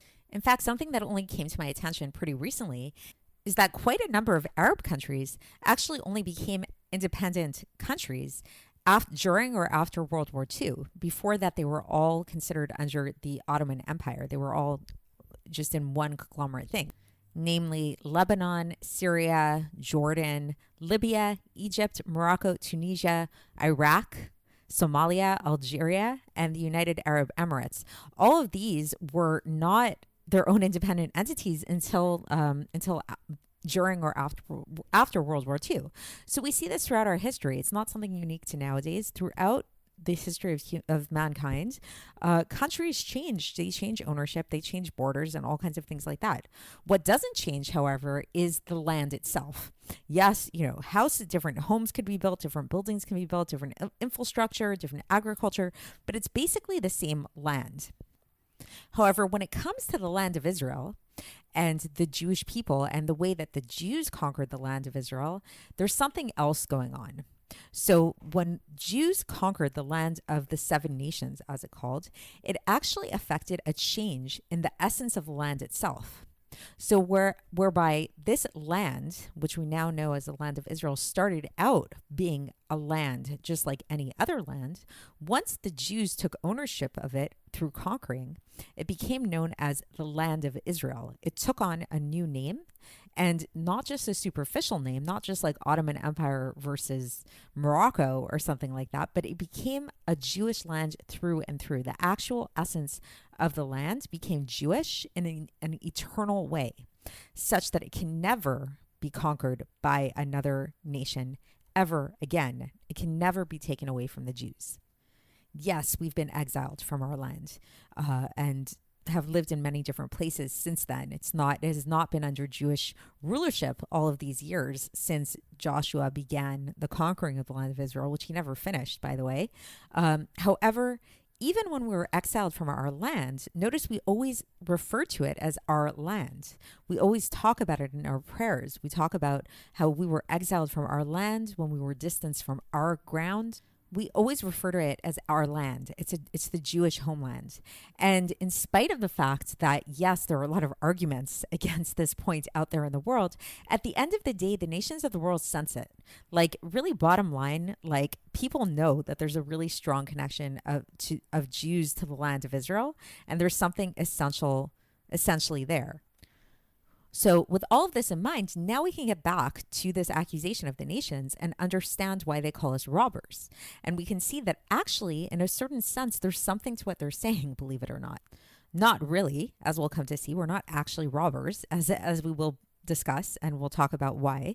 But nevertheless, we can kind of understand where they're coming from, because the truth is, when we conquered the land of Israel, it was not a regular conquest, the way other nations conquer other lands in the world. We conquered the land in a different way. We conquered the land in such a way that now it became the land of Israel eternally, meaning to say that even in potential, it can never belong to anybody else. So, and the nations sense this on some level, whether they're conscious of it, whether they're not conscious of it. There is a sense that there is something different going on in terms of our connection to the land of Israel and in terms of what we did to it when we conquered this land. So it's not so much that they're upset on some, even though maybe consciously this is what they're saying, that they're saying, we want this land, give it to us, that kind of thing. It's not even so much that they want the land so badly, so much as like they want the land. They're upset that we changed. We kind of didn't play by the rules. Like, there's sort of, in general war conquest, there's this idea, once again, of, I steal this land, you steal that land. This year it's yours, that year it's mine. Right now it's under the Greek Empire, now it's under the Roman Empire. We see this throughout history, that it changes ownership all the time. But what the Jews did to the land of Israel is they changed it in such a way that it can never again, even potentially speaking, belong to anybody else. So this is their accusation. So to sum this up, to again go back to the questions that the Rebbe had about the accusation of the nations and to answer them. So the first question was, didn't the nations of the world steal it from us? We were the original indigenous people. It was in our portion first, and then they came and stole it from us. So the answer to that, interestingly enough, is no. Why? Because war conquest is not considered robbery. So yes, they conquered it from us. Yes, it went under many different owners before we conquered it. But nevertheless, all of that conquering was not considered robbery. So yes, it made our history a little bit more complicated, that before we actually went and conquered the land of Israel properly, we didn't actually just have it, even though it was initially given to us through Shem. But we cannot say that this was robbery. So no, the nations of the world did not steal it from us. They conquered it, but they didn't steal it, because war conquest is not robbery. And then the second question of, okay, if this is true, if war conquest is not robbery, so why are they accusing us of the same thing? Why are they saying that we're robbers if all we did was conquer the land? And as we now have come to understand, is that this is because the way that the Jews conquered the land of Israel, the way that we conquered it, is different. It's in a more permanent manner and in a more essential way than regular conquest, in the sense that we essentially changed the nature of the land such that it can never again belong to anybody else. So even though subsequently after we conquered the land, other people did conquer it and we were put into exile, nevertheless, the essential connection that we had and that we still have to this land always remained throughout our history, and it's still there now. And that's what people are picking up on. And that's what they're upset about, is how dare you change the rules of war? How dare you take a land which usually land goes under many different owners throughout history. It's conquered by different people, but you come and you change it forever so that it can never again be truly conquered by anybody else. So that's the accusation against us. So that's it for today. And we're going to kind of, once again, leave you hanging here. Next episode, we're going to get into the answer to the nations, and we're going to get into the questions that the Rebbe had on Rashi's answer to the nations. And again, give us a deeper appreciation of this, because with this in mind, you might be thinking to yourself, like, okay, so that means that they do have a point. So how do we deal with this? Did we actually steal the land of Israel from them? And if so, are we supposed to be held accountable? Like, what is this all about? So stay tuned to get a deeper insight into all of this through further exploring what our answer to the nations should be. And with that, we conclude part 5 of this lecture, and we'll now move on to part 6. So I just wanted to update that as of this recording today, which is on Yud Gimel Kislev, or the 26th of November, 2023, there have been 58 of the hostages that have been released so far since we started this podcast. And we've been doing this podcast in the merit of having the hostages being released. So hopefully this will continue, and hopefully we'll get all of the hostages to be released. Hopefully we'll eradicate Hamas completely, and we will win this war very speedily without any more Jewish casualties. So I thought that I'd mention this just to give some encouragement to those of you that have been following along in this podcast in that merit, to know that our learning is, not to take too much credit for it, but our learning is helping with all of this. I set up this learning to help with the captives, to help with the hostages. And so let's just continue our work together and learning Torah, hopefully have all of them be released soon. So we left off last time on kind of a cliffhanger where, as I mentioned then, we got to, at least in my mind, what I think of as the crux of the Sicha, namely the accusation of the nations against us, calling us robbers for conquering the land of Israel. And we got deeper into what that means exactly. And we got into a discussion where we actually started to realize that there's actually some logic, some rationale behind their accusation, believe it or not. And we spoke about the idea that the deeper reason why they're calling us robbers, whether consciously or subconsciously on some level, is because they sense the fact that us Jews, when we conquered the land of Israel, this wasn't a regular kind of conquering. Usually when people conquer land, then it doesn't change the essence of the land itself. It's like we see throughout history, as we mentioned, that many different nations conquer many different lands, and land belongs to many different people throughout history. It changes name, it changes ownership and things like that. But where the land of Israel is different is that when the Jews conquered the land of Israel, then we actually changed the essence of the land in such a way that it could never again, even in potential, ever be conquered or owned by anybody else. Where to this day, we know, and really it's known throughout the world, that the land of Israel is the Jewish homeland. Whether we've always lived there in a substantial way before even 1948, before we actually, had a political state of Israel as we know it today, even before that point throughout history, ever since that original conquering of the land through Yoshua, then it's been known as a Jewish homeland. And everybody in the world senses that and sees that on some level.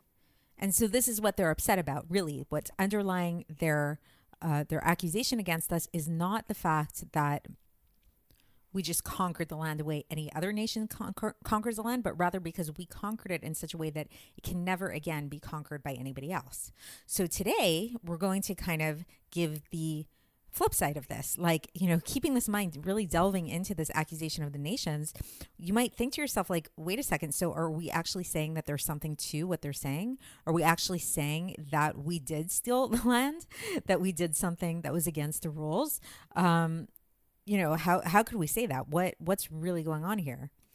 And this is where we get to the answer that Rashi gives us to give to the nations of the world in response to their accusations. So again, for context, and again, it's always kind of tricky to give a review at the beginning of these episodes because there is so much, but in really brief, basically what we've been discussing in this series, this lecture series, is the very first Rashi of the Torah in Parshas Breishis, a very famous Rashi, in which Rashi asked the question, why did the Torah begin with the creation of the world instead of, it should have started with the blessing of the first month, which was the first mitzvah that was given to the Jewish people. So why did it begin this way? And then Rashi answers his own question, and he says that the reason the Torah began this way was to give the Jewish people an answer to the nations, that if the nations come to us and accuse us of being robbers for conquering the land of Israel, this is what we should say to them. And in this lecture series, what we've been doing is we've been exploring a Sicha by the Rebbe, in which he really analyzes this Rashi from a lot of different angles, by really breaking it down into its component parts. And we broke it down into 4 component parts. So there's the part number 1 is Rashi's question. 2 is Rashi's answer, how he answers his own question. And then within that answer, we talked about the accusation of the nations, as well as the answer that Rashi gives to the accusation of the nations. He tells us to say to that nations. And we went through the different questions that Rashi had about each one of these sections. And now we're getting into the answers. So far, we did all of the questions. And in terms of the answers, we spoke about the answers to our questions on Rashi's questions. We really delved deeper into Rashi's question, a deeper understanding of what he's really asking here and why it is a legitimate question.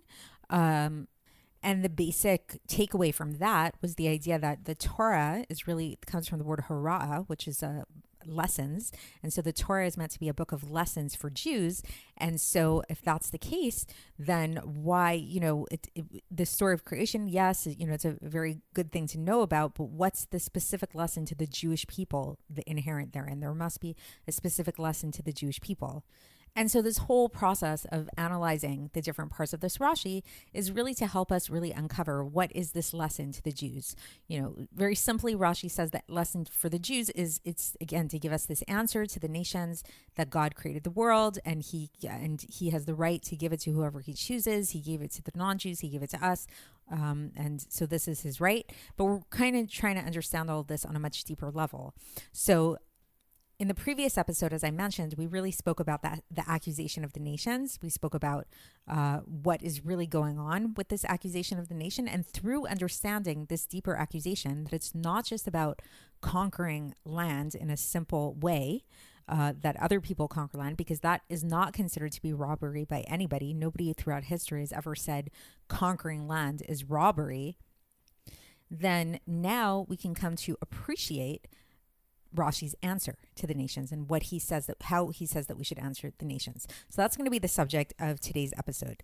So to get to a deeper appreciation of Rashi's answer to the nations, we're going to review, first of all, what the answer is, what Rashi's answer to the nations is. And as we'll see, it's very specific. There's a lot of details in that answer and the wording is very specific. And then we're going to recap what our questions on this answer were. And then we're going to give answers to all of this. So again, very technical Sicha, but we're getting through it together and we're really getting there. So here we go. So what is Rashi's answer to the nations? They call us robbers for conquering the land of Israel. How are we supposed to answer them according to Rashi? So I'll read the Hebrew and I'll translate it as I go because hearing the Hebrew words actually is going to be pretty essential for some of the things that we're going to be talking about here. So the answer goes, Kol haaretz shel HaKadosh Baruch Hu hi. The entire world is God's world.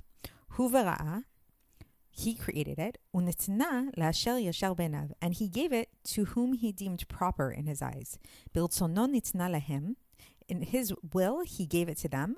V'rtzono nitzla mehem unitna lanu, and with his will he took it from them and he gave it to us. And then, as we've already discussed in a previous episode, we had a bunch of questions, or rather the Rebbe had a bunch of questions about this answer. Here are the questions. The first question was, why bring up the whole world when the accusation is only about the land of Israel? Right? So usually when you answer a question, your answer is directed specifically towards that which is being asked. So, or that which is being accused. So, if somebody accuses you of stealing a bicycle, you don't then talk about your whole house. You talk about the bicycle. You talk about the specific item that's being mentioned. So in this case, the nations of the world are accusing us of stealing the land of the 7 nations, namely the land of Israel. So why are we saying here, starting off this whole answer to them, saying the entire world belongs to God?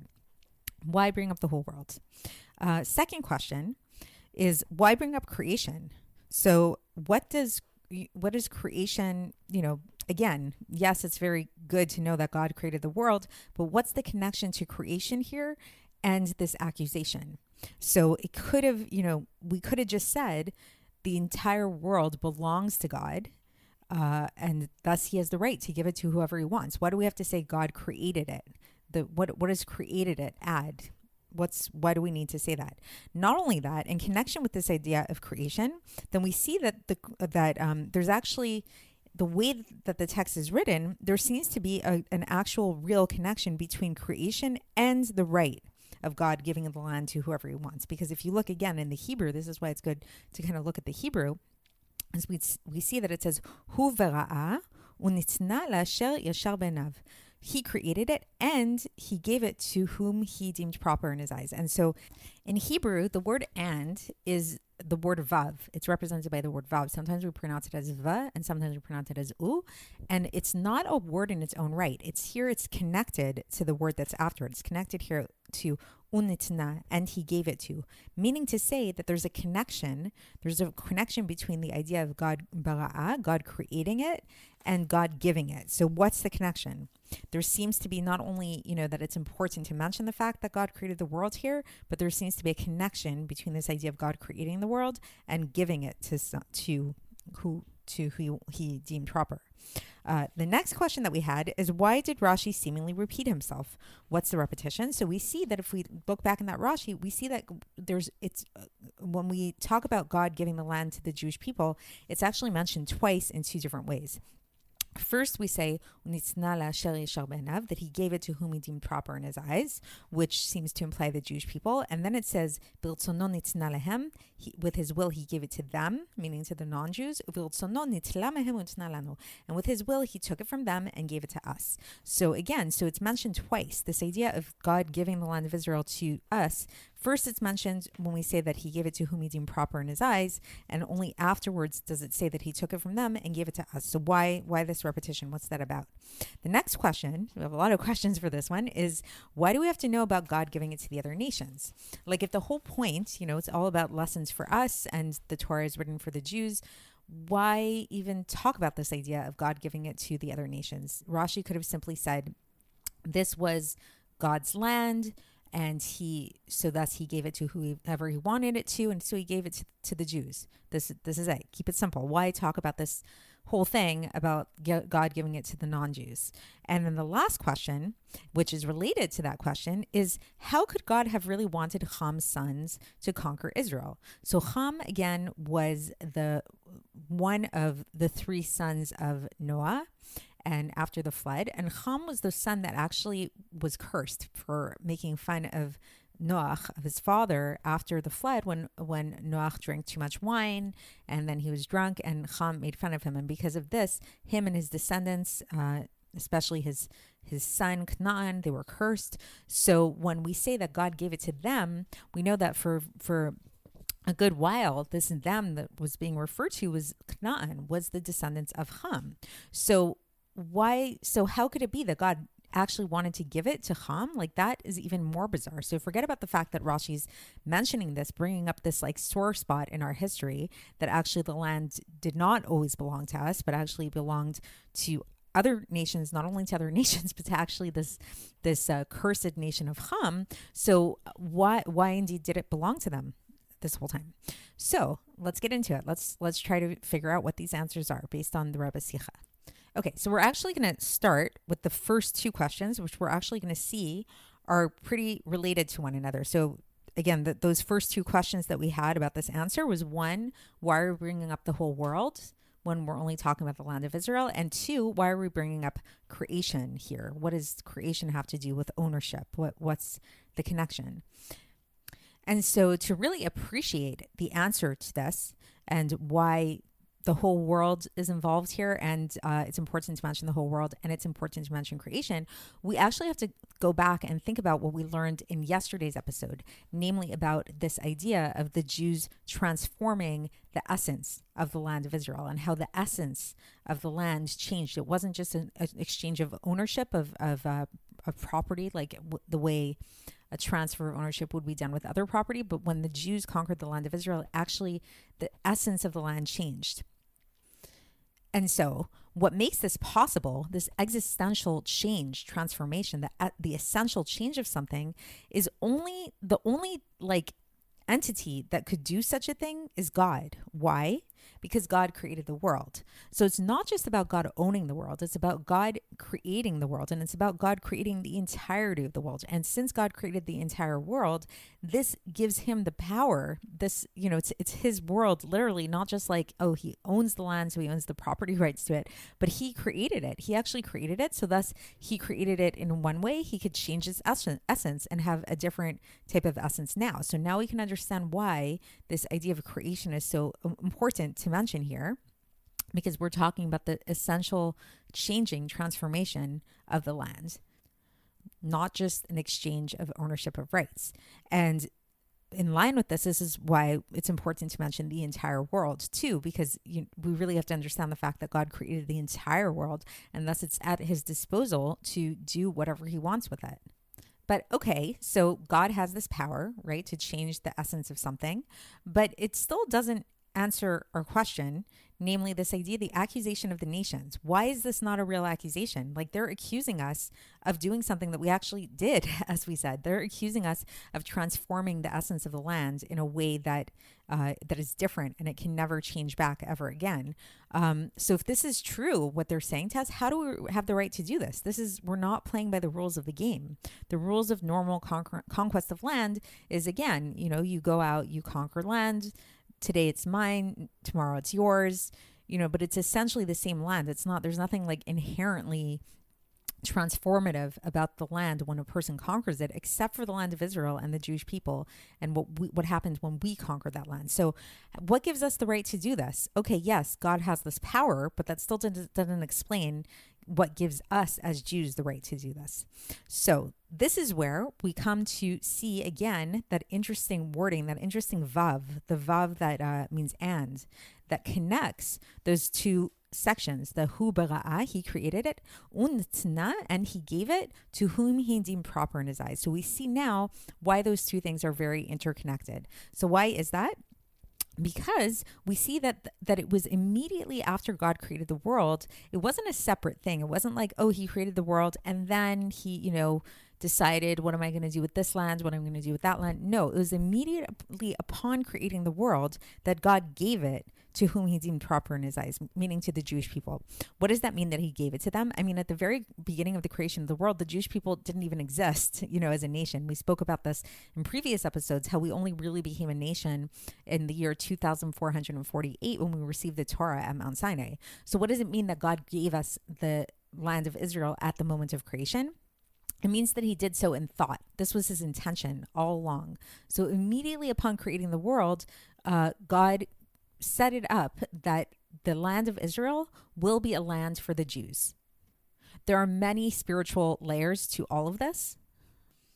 in terms of what we mean by God creating things in thought, in terms of the initial thoughts that God had at the beginning of creation, in terms of how we actually were created before the world was created, how Torah was created before the world was created. But now's not the time to really delve into all of this, because we are, as much as this is a complex Sicha, it's not a super esoteric Sicha. It's actually very much focused on the literal text. So again, getting back to the literal text and getting back to what we're saying here is that at the moment of creation, God had in mind to give this land to the Jewish people. He gave it to them. So even though, yes, we didn't come about to be as a nation yet, he had in his mind set aside this land of Israel is going to be for the Jews. It's like, lahavdil, let's say you had a businessman who owned a certain chain of pizza shops, and he's about to open up a new pizza shop. And as he's opening up that next pizza shop, he has in mind that this pizza shop is going to be for his youngest son, and he wants his younger son to take over this pizza shop. So he even, like, let's say, signs the son's name somewhere. Maybe the son doesn't even know about it. Nobody knows about it. But the father knows when he buys this pizza shop, at the moment that he's buying it for that son. So it's the same thing here. Upon creating the world, God gave it to the Jewish people then and there in thought. He gave it to whom he deemed proper in his eyes. So what this implies is that, in fact, the non-Jewish nations never had a right to the land. So when we said, they might think now here that we're saying that God gave it to them at some point. So, that means they do have a right to the land and God gave it to them. Aren't they so special? No, God actually never really gave the land to them. It was always the Jewish people's lands. It was meant for the Jews at the moment of creation in God's thought. He gave it to the Jews right then and there. And thus, this is why when God took the land from the non-Jewish nations, he had full right to take it from them and give it back to us, because it was our land all along. It was never their rightful ownership of the land. But of course, this begs the question. They did have that land, right? They had it for many years. Throughout most of our history as Jews, it was not under Jewish ownership. We were exiled from our land. We're still exiled from our land to a certain extent. We still don't have full ownership of our land. This battle rages till today. As I'm recording this podcast, there are thousands and upon thousands, millions of people around the world that are calling us occupiers for occupying the land of Israel. And we know that, at least as I'm recording this podcast, there's a good portion of biblical Israel that is not under our domain. A big section is under Jordanian control, for example. So knowing that this is the case, what's this all about? Would God really wrong the Jews in this way? If it really was fully his intention all along for us to have this land, and that it really was always a Jewish land from the beginning of time until now and eternally, so we don't see this in practice. Why would God give it to them? So to understand this, we're going to get back into the text again, into the Hebrew text again, to look at the specific wording here. And we're going to look at one specific word that comes up in the text where we see Biltsono nitna lehem, with his will he gave it to them. Viltsono nitla mehem utna lanu, and with his will he took it from them and gave it to us. So this word will, biltsono, with his will, this is not a word that is used lightly. In Torah and Chassidus, it's a very deep word. It means God's will. When we talk about God's will, this is a very deep thing. We brought this up in our questions on the answer to the nation, where we talked about the idea that when we say biltsono, with his will, what this implies is that it's over and above regular divine providence. So we know, again, that everything in the world is divine providence. Everything that happens, whether it's a little ant walking across the street or whatever it is, everything is divinely ordained by God. But yet there is a difference between things that are just regular divine providence and things that are more intentional by God in like a more willful, like explicit way. And so an example of this is this idea that we've been bringing up of God setting aside in his thought the land of Israel for the Jews at the very beginning of creation. That was something that God willfully did. So a way to kind of think about this, the difference between this regular divine providence versus, this more willful kind of explicit thing, is what comes to mind for me. This is just my own kind of thought example of it, is if I, let's say, wanted to set up a play, And let's say I wanted the play to convey a very specific message to it, and I had a whole storyline and all that stuff and everything. So to set up the stage for the play, let's say, especially if I'm very detail oriented, then every single detail on that stage is going to be very intentional, for sure, right? And it's all going to be under my providence, whether there's a tree on the stage, whether the color, the lighting, all that stuff. But yet, where my will is really going to be explicitly like portrayed isn't going to be so much in like the curtains and the lighting and those kind of things, even though maybe to a certain extent it will be, because it's all going to be reflecting what it is that I want to convey in the play. But there's going to be a more explicit type of portrayal of my will in, let's say, the choice of actors, in the dialogue, in the script, and those kind of things. So that's kind of how my understanding is of the difference between this regular divine providence versus this more willful type of intention that we see with God. So again, getting back to this issue that we have, we say, that God, with his will, he gave it to them, and with his will, he took it from them and gave it to us. So what do we mean by this? So keeping in mind the original intent of creation, and we know that there's a principle of the end is wedged in the beginning is wedged in the end. This means that the ultimate intent is for us. The ultimate intent of all of creation is that the land of Israel should be ours. God put it aside, just like, again, that pizza shop owner put aside this pizza shop. He bought the pizza shop. It's for his younger son. But along the way, for whatever reason, the pizza shop owner might decide that his son isn't ready to have the pizza shop. Maybe he feels like it needs to first belong to some other people who are going to build it up or whatever. I don't know. It's just a random example that I'm thinking of. But in our case, going back to the land of Israel, that's exactly what it is here, is that part of the process of giving this land of Israel to us, because that is its ultimate purpose. It was its ultimate purpose since the very beginning of time, since the very beginning of creation. In order for this to happen, it has to go through the ownership of the non-Jewish people. It has to go through them having the land for a certain amount of time. This is the idea of with his will. So when we say with his will, he gave it to them, and with his will, he took it from them and gave it to us, we're not saying that God really wanted them to have the land the same way that he wanted us to have the land. But rather, the true intent is from the beginning of creation was that he gave it to whom he deemed proper in his eyes. So this is the will, the overarching will that supersedes, that pervades everything that comes after that, which means that this will is pervasive while he's giving the land to the nations of the world. It's this will that's the driving force. The will that the land be for us is the driving force behind the non-Jews, giving the non-Jews the land for a certain amount of time. And it's that same will that's the driving force behind taking the land from them and then giving it to us. So with this, we now can come to, again, revisit those questions that we had about Rashi's answer to the nations, and hopefully we can have a little bit of a deeper appreciation of it now. So going back to the questions again, once again, another recap. I'm actually going to recap the first three questions first, because we'll see that they all kind of can be answered in one answer. So again, the first three questions was, why bring up the whole world when the accusation is only about the land of Israel? Why bring up creation here?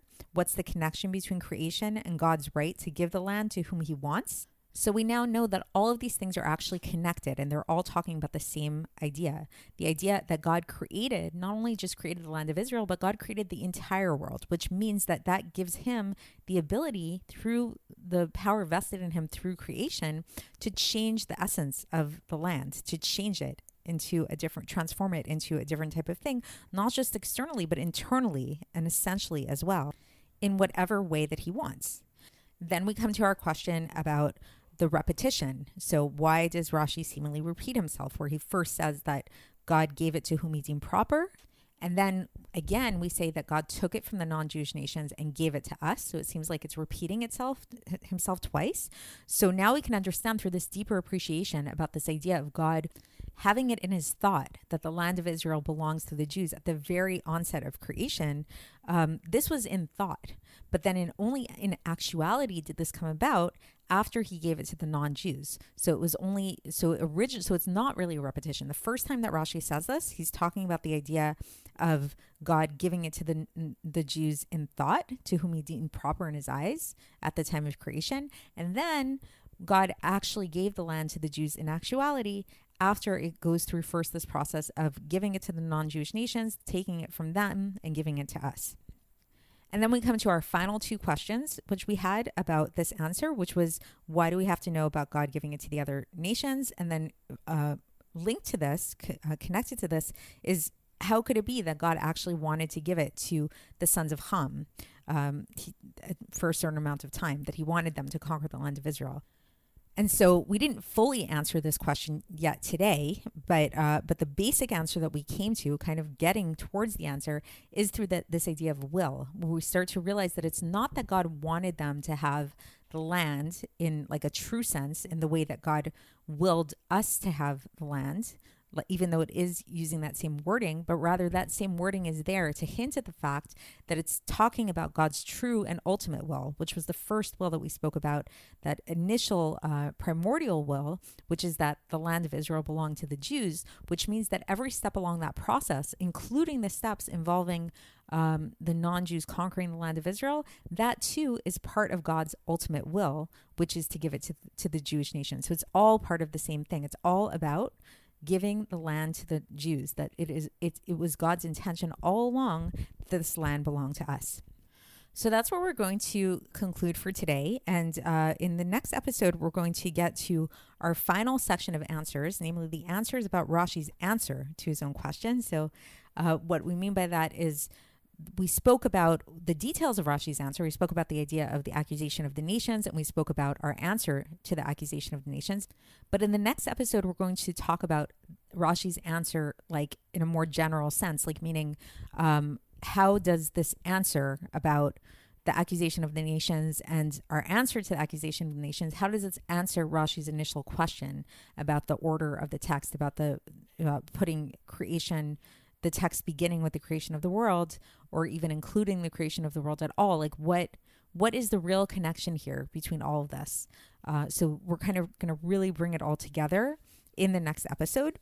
It will not be the final episode. There is more to come after that, because we're going to see that even after we learn these final answers to Rashi's answer, and having a fuller picture of the Rashi in that sense, we're actually going to come to a deeper understanding and appreciation of this Rashi on an even deeper level in terms of our souls, in terms of the way that we learn Torah, our purpose in terms of learning Torah, and the Torah itself. And this concludes part 6 of this lecture, and we'll now move on to part 7.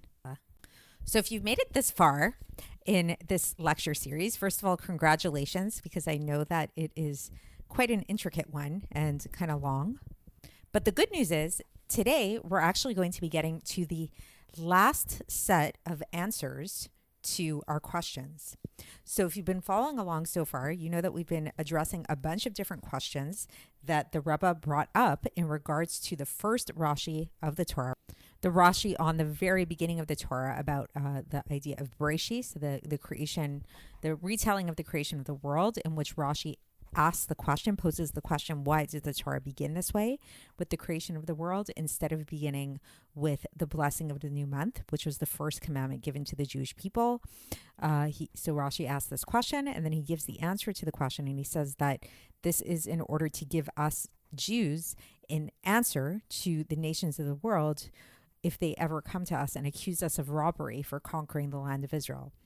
So throughout this lecture series, we've been really dissecting this Rashi with being guided by a Sicha of the Rebbe on this very topic. And as we've mentioned several times, what the Rebbe does is he actually breaks apart this Rashi into 4 distinct sections, and he asks questions on each one of these sections. And then we've been going through the answers to these different questions. So the 4 distinct sections of the Rashi, once again, is we have Rashi's question, and then we have Rashi's answer.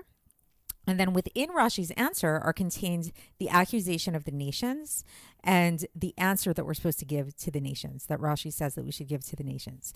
So once again, we had questions on all of these things, and we addressed each section in its own right in terms of the questions. And then we've been going through these sections in terms of the answers. So far what we did is we spoke about the questions that the Rebbe had on Rashi's question.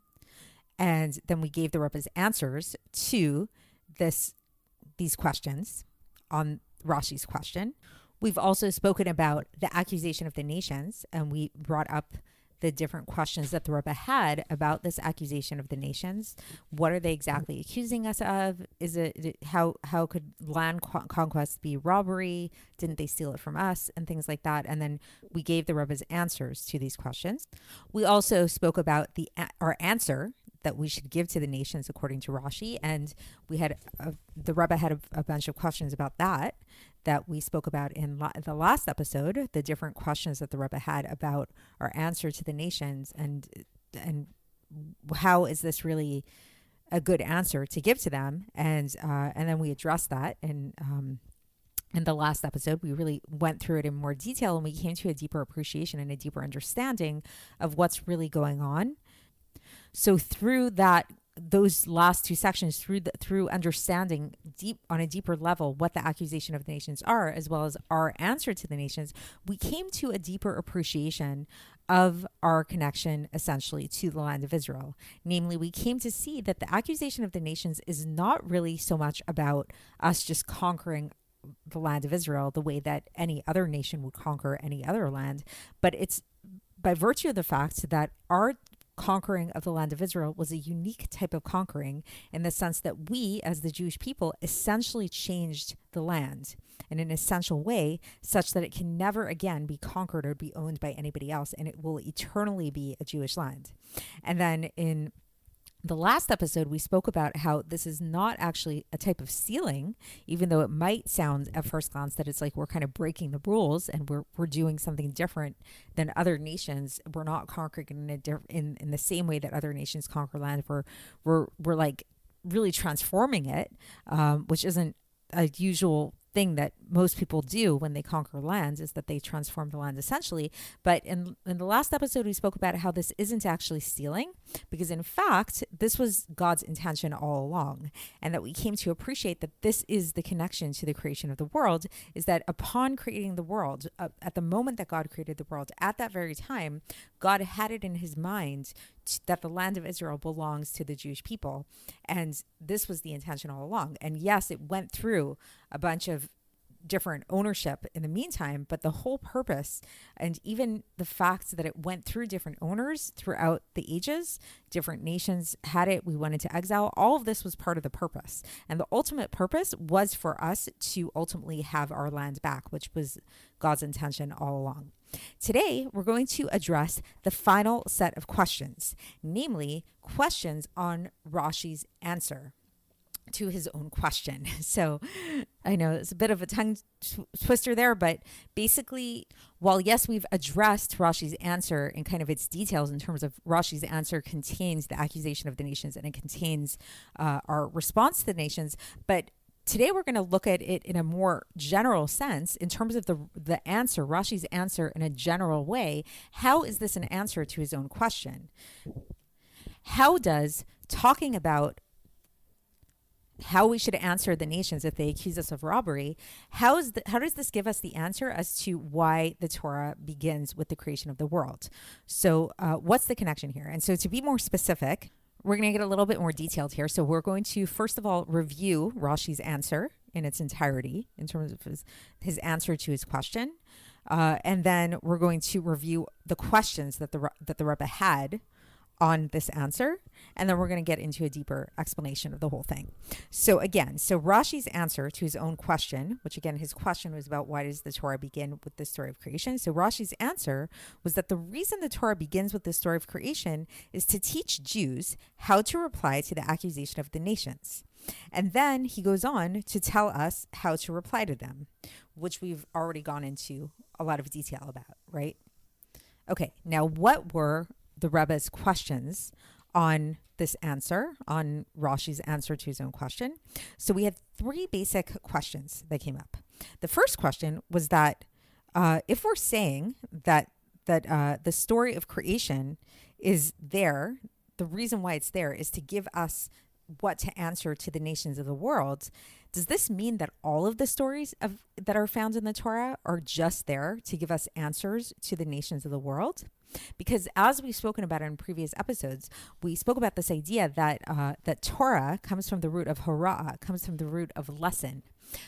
which means like specifically lessons for Jews, which is why the main point and why Rashi's question was really so relevant was that the whole point of the Torah was that it was to give guidance to the Jews as a Jewish nation and how to live. So the focus really should be, it would seem, on the Jewish mitzvahs, on the Jewish commandments, which began when we became a nation, when we received that commandment of the blessing of the new month. So if that's the case, why do we have the story of creation? That was Rashi's question, right? Because even though, yes, creation is a very fundamental, knowing that God created the world is a very fundamental thing that it's really important to know about, it's difficult to say that this is inherently a lesson specifically for Jews, because the Torah is really meant to be a Jewish book for the Jewish nation. And so then Rashi explained that, yes, everything in Torah is meant to be a lesson for Jews. So that means thus that the story of creation is also a lesson for Jews as a Jewish nation. And that lesson there, the lesson of the day of the story of creation is to teach us Jews how to answer the nations of the world. So the Rebbe's a question here on this is that if that's the case, does that mean that all of the stories that are found in the Torah are also just there to be answers to the nations? Like, are they all there to teach us how to answer the nations of the world? Is that what Rashi is implying? That's question number one. The next question that the Rebbe brought up is, what about, aside from the stories that are found in the Torah, what about the mitzvahs, the commandments that are brought up in the Torah that precede the blessing of the new month? So we've spoken about this idea that the blessing of the new month, yes, it was the first commandment that was given to the Jews as Jews, post Matan Torah, post the giving of the Torah on Mount Sinai. But yet we do find that there are several mitzvahs that are written in the Torah that were obviously given and are outlined explicitly in the Torah before Mount Sinai, before we became a Jewish nation. So what about those? So if we say that, okay, all the stories in the Torah are there to teach us like a lesson, like they're kind of like these moral lessons, like we find fables are there to teach us a lesson. Not that the stories in the Torah are fables, but it's all about like just we learn a moral from it or something like that. What about the mitzvahs? What about the parts of the Torah that precede the giving of the Torah that don't actually involve stories, but it's just about the commandments that were given? Like we see, for example, Adam and Chava were given the commandment of being fruitful and multiply. We see that Avraham was giving the commandment of a bris, of a circumcision. And then we see that Yaakov, which we just read about in the Parsha actually today, as I'm recording this podcast today, as we learned about the Gid HaNasha, the prohibition against eating the sciatic nerve of an animal. And then the last question, which is sort of related to these two previous questions, is that if we're saying that, the story we outlined and now we're satisfied, hopefully, with the idea of why we needed to have the story of Breishis, because it was there to teach us how to answer the nations of the world when they accuse us of robbery. What about everything between Breishis and the blessing of the new month, right? So whether we're talking about stories, whether we're talking about mitzvahs, commandments, why the need for anything in between? Why not just like, okay, we learned the lesson of how we need to answer the nations. Great. Now we can move on to the next lesson, which seemingly should be the blessing of the new month. So what's the deal with that? So let's get into it. So to get into the crux of the answer for this, we're actually going to explore a little bit deeper something which we spoke about in the previous episode, namely this idea of God's will, and how we find that in Rashi's answer to the nations, he uses this term will, meaning God's desire, in a very intentional way that at first glance might leave us feeling a little bit confused, where at the Hebrew it says "V'rtzono natzna lahem," and then it says "V'rtzono nitla mehem natzna lano," that with his will, with God's will, he gave it to the nations of the world, and with his will, he took it from the nations of the world and he gave it to us. So upon just reading this kind of superficially, what it might sound like to somebody is that God desired, and again, when we say desire, it's very intentional. It's not just like divine providence, like everything is divine providence. There's a really intentional desire and will there. So reading this, it might sound like God actually really wanted to give the land of Israel to the non-Jewish nations. This is something he wanted them to have it. And then for whatever reason, he chose his mind and then he took it from them and gave it to us, which sounds kind of strange because it's like, like, okay, so then what gives us more of a right over the lands than the non-Jewish nations? Like, just because God chose his mind, so to speak, like it sounds like they also were under the auspices of God's will in terms of their ownership of the land. But no, what we explained in the previous episode is that in fact, this word will, this word desire, ratzon, that we were talking about is actually indicating the exact opposite. What it's talking about is it's talking about God's inner will, God's inner desire, which actually comes up earlier in Rashi, where it talks about the idea that when God first created the world, right at the moment of the creation, it says, Hu bara'a v'natzna l'asher yashar be'enav. That God created the world, and right at that moment of creation, he gave it to whom he deemed proper in his eyes. And we explained at length how that really means the Jewish people. And what this means is that this is the starting point. This is the all-encompassing point, that God's true desire, God's true will, is that the land of Israel belonged to the Jews. This was his intention from the start of creation, and it was his intention all along, which means that anytime that word will comes up later on in the answer, this is merely just like reminding us of his original will, which means that when we actually, now we can read it a little bit differently, that when we say with his will, he gave it to them, gave it to the non-Jewish nations, it's not saying that God forbid, really wanted the non-Jewish nations to have the land of Israel in a real way. What it's saying is that God giving the land of Israel to these non-Jewish nations, it was stemming from his inner will, which is what's his inner will? His inner will is that we should have it, that the Jews should have it, that it will ultimately be ours, which means that in order to get to that point that we will ultimately have it in a very physical way and not just in an intentional and thought kind of way, it has to pass through the ownership of the non-Jewish nations for some reason or another. Meaning that it's God's inner intention, inner desire, that's the driving force behind all of the events that the land of Israel goes through in the process. It's all being motivated by this singular will. A way to kind of understand this on a very kind of superficial human level is, let's say if you have a strong will to go visit your family, like let's say, like I have family that's in New Jersey. So let's say I want to go visit my family in New Jersey.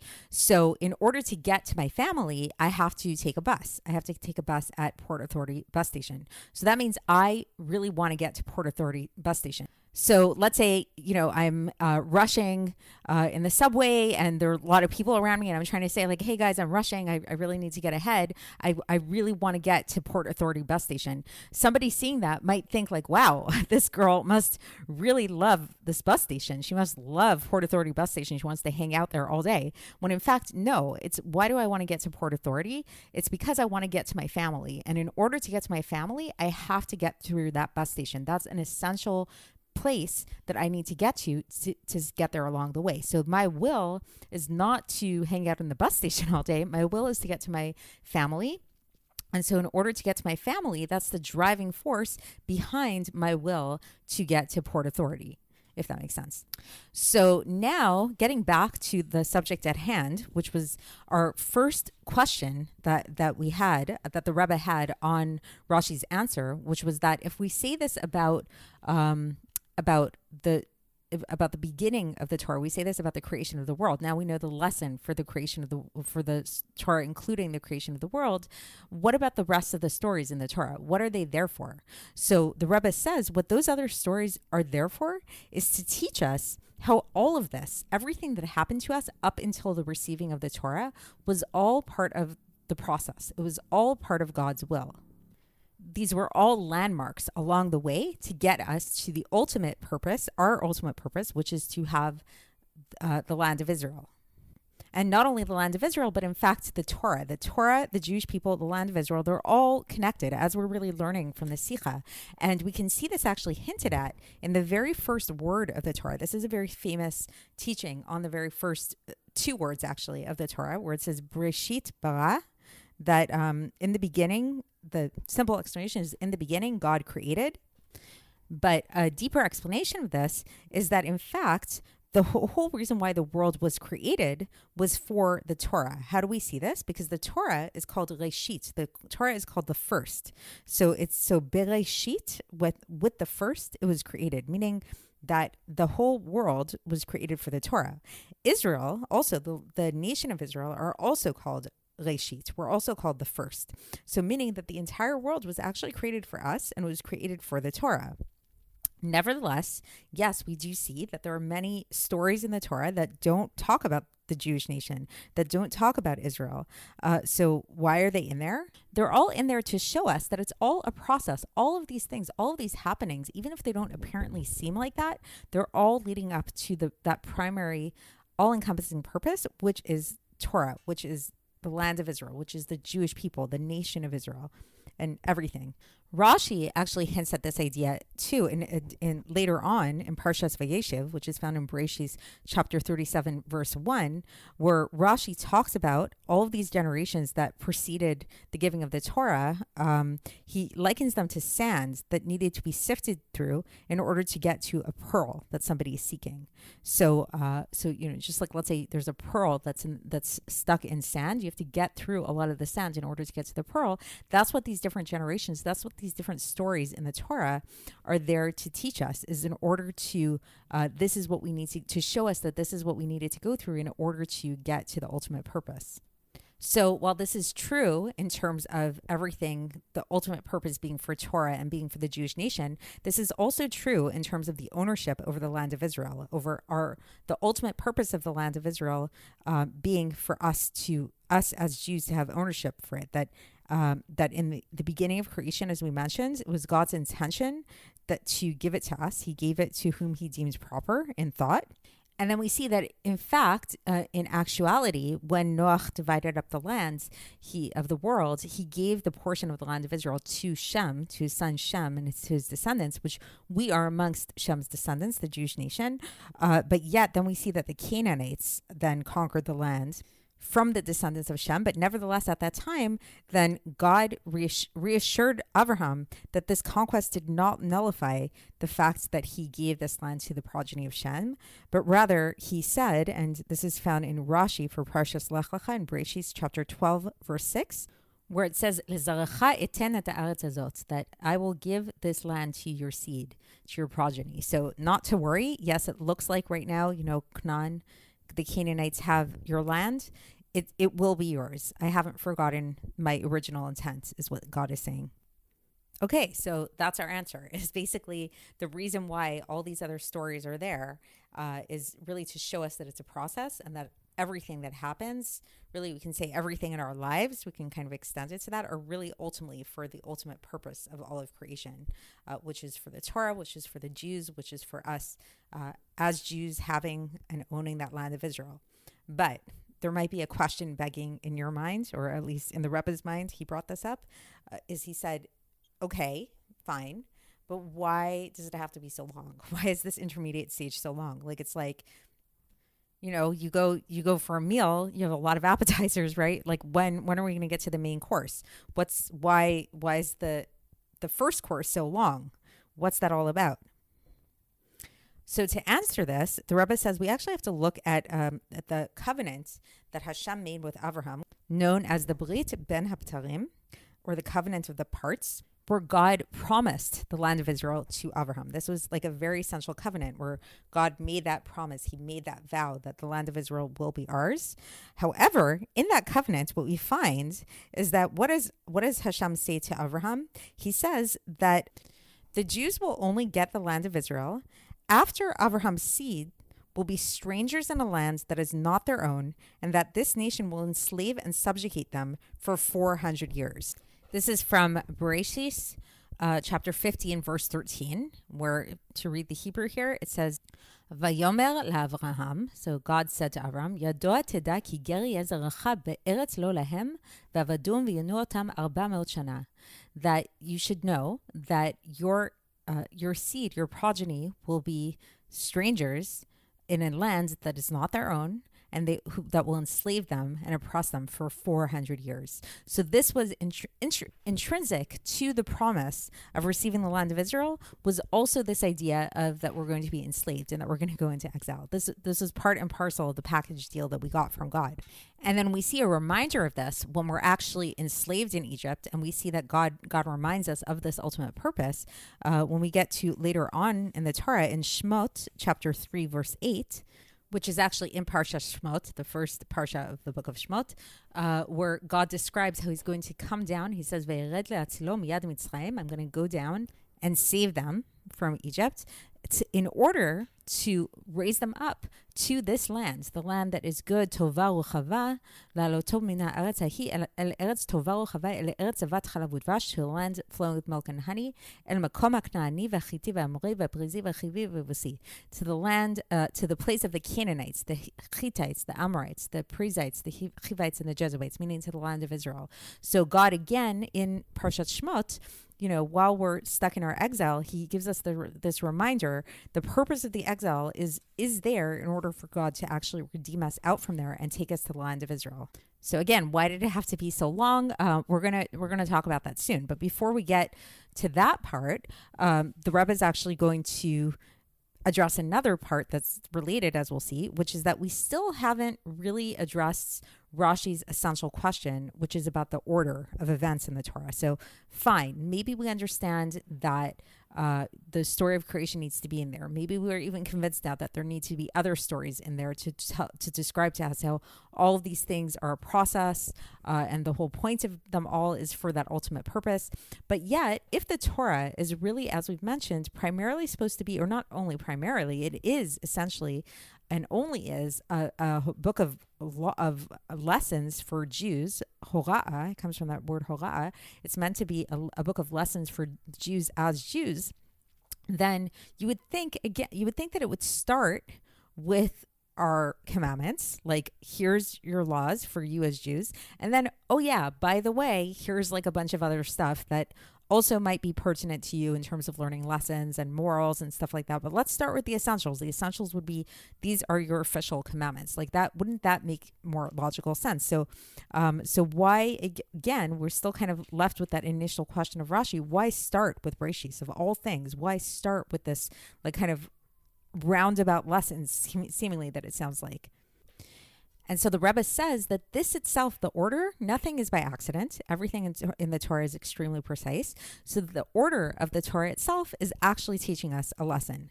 And what's the lesson? The lesson is actually to teach us how to learn Torah. So in order to understand what we mean by this, so we need to kind of take a step backwards for a second and think about, the Rebbe talks about this, is he says, what's the whole purpose of learning Torah? Why do we have to learn Torah? Yes, it's a commandment in the Torah to learn Torah, but really, what is learning Torah supposed to accomplish? So the Rebbe says that the purpose of learning Torah for a Jew is that in order for us to learn how we are higher than the world, how we are not actually connected to the world, not actually connected to the other nations. So I want to give my own little caveat here, my own interjection. This isn't spoken about specifically in the Sicha, but I think it is important to mention here, especially if there might be, I don't know who's listening to this podcast, perhaps there are non-Jewish people listening to this podcast. And I don't want to give the wrong idea. Like there's sort of a misconception that when we say that the Jews are the chosen people, what we're saying is that we're better than everybody else in some way, like we get extra gold stars or something like that, or extra prizes. And in fact, that's not actually what it means. This is it's actually a very deep discussion and could probably have its own podcast episode series in its own right. Like, what do we mean by that? What do we say when we mean that the Jews are higher than the world, or Jews transcend the world? So what we actually mean is we're not actually saying anything negative about non-Jews or about the world, because in fact, the world was created by God. Everybody in the world are God's children, are God's people. So it's not, God forbid, to say that there's anything wrong with anybody or that they're lacking in any way. We actually, as Jews, we don't seek converts. We discourage people from converting to Judaism because we don't believe that in order to be a good, holy, godly person, you have to be Jewish at all. In fact, it's written about in the Gemara that a non-Jew who keeps the 7 laws of Noah, which is, the basic laws given to all of mankind, is actually considered to be on the same level as the Kohen Gadol, as a high priest in Judaism. So it's a very high level. And the levels of spiritual heights that can be attained by non-Jews is very high. There's so much spirituality. There's so much godliness that can be tapped into. There's so much morality. There's so much refinement that can be done and accessed through just being a good person, through just, having a basic awareness of God, being in the world. Like, you don't actually have to keep Torah in order to be a good person. That's also another misconception. When we keep kosher, it's not because we think that there's some kind of better thing about kosher food, that it's healthier or cleaner in any kind of way. Not at all. You can be an extremely refined person, an extremely good person, without actually being Jewish, without keeping the Jewish laws. So what does it mean to be Jewish? And what do we mean by the idea that we transcend reality? What we mean by that is that whereas all the other nations of the world have the ability to tap into the inherent spirituality of the world and to tap into God and godliness and all of that, as Jews, we have this kind of added thing, this added purpose, where we can actually alter the reality, like where we can actually kind of co-create reality together with God and change nature. We're not bound to the laws of nature in the same way. We actually can actually affect the course by which the fate of the world happens, if we want to say it that way. So one really prime example of this, which is actually the example that the Rebbe gives here, and that's actually come up in the Sicha, if you've been paying attention, is the blessing of the new month. The blessing of the new month, it's interesting and it's not random. This is spoken about in Chassidus and other places, that it's not random that the first commandment that was given to the Jewish nation as Jews is the blessing of the month. Why? Because the blessing of the month, how does that work? Is that back in the day, the way that this used to be done is that in order to designate a new month, which really was actually pretty important because it gave us the information that we needed to know about when different holidays would start and all other kinds of demarcations, is it would all go based on the moon. So, some cultures, like the more Western cultures, go by the solar year. Some cultures are really, my understanding is like the Islamic calendar is really based around the lunar year. We actually take both into account. But speaking about the lunar year now for a second, so the way that it would work is, we'd wait. Back in the day, we'd have there'd be certain witnesses who would see the new moon, and then they would announce it, and that would call in that now this means that it's going to be a new month. Nowadays, we all have calendars. We don't have to go through this whole procedure anymore. But the thing about this mitzvah that's really interesting, the thing about this blessing, is that it's not, there's this misperception, kind of from a superficial understanding of it, that what they were doing is that they were passive observers of when the month was starting, that they saw when the witnesses would see the moon, they would say, oh, okay, I see that now it's the month is upon us. And then they would say that, now we accept that it's the new month. But in fact, this isn't what was happening. What was happening is that the month itself actually only became a new month through the declaration by these witnesses that it was a new month, meaning to say that in a certain way, we were actually given the power to establish time, to actually declare that now it's a new month. And that by us declaring that now it's a new month, only then does it become a new month. So meaning as Jews, we have this ability to actually affect creation in this way that we actually alter creation. We actually can change nature. So that's how we actually transcend nature. So that's my little note on this. So now getting back to the Rebbe, so the Rebbe here actually says this in a more condensed format, is he says that, again, so getting back to what we're talking about, that the whole purpose of learning Torah is for us Jews to learn how we are higher than the world. And the prime example of this is this first commandment that we were given as the nation of Israel, which was the blessing of the new month.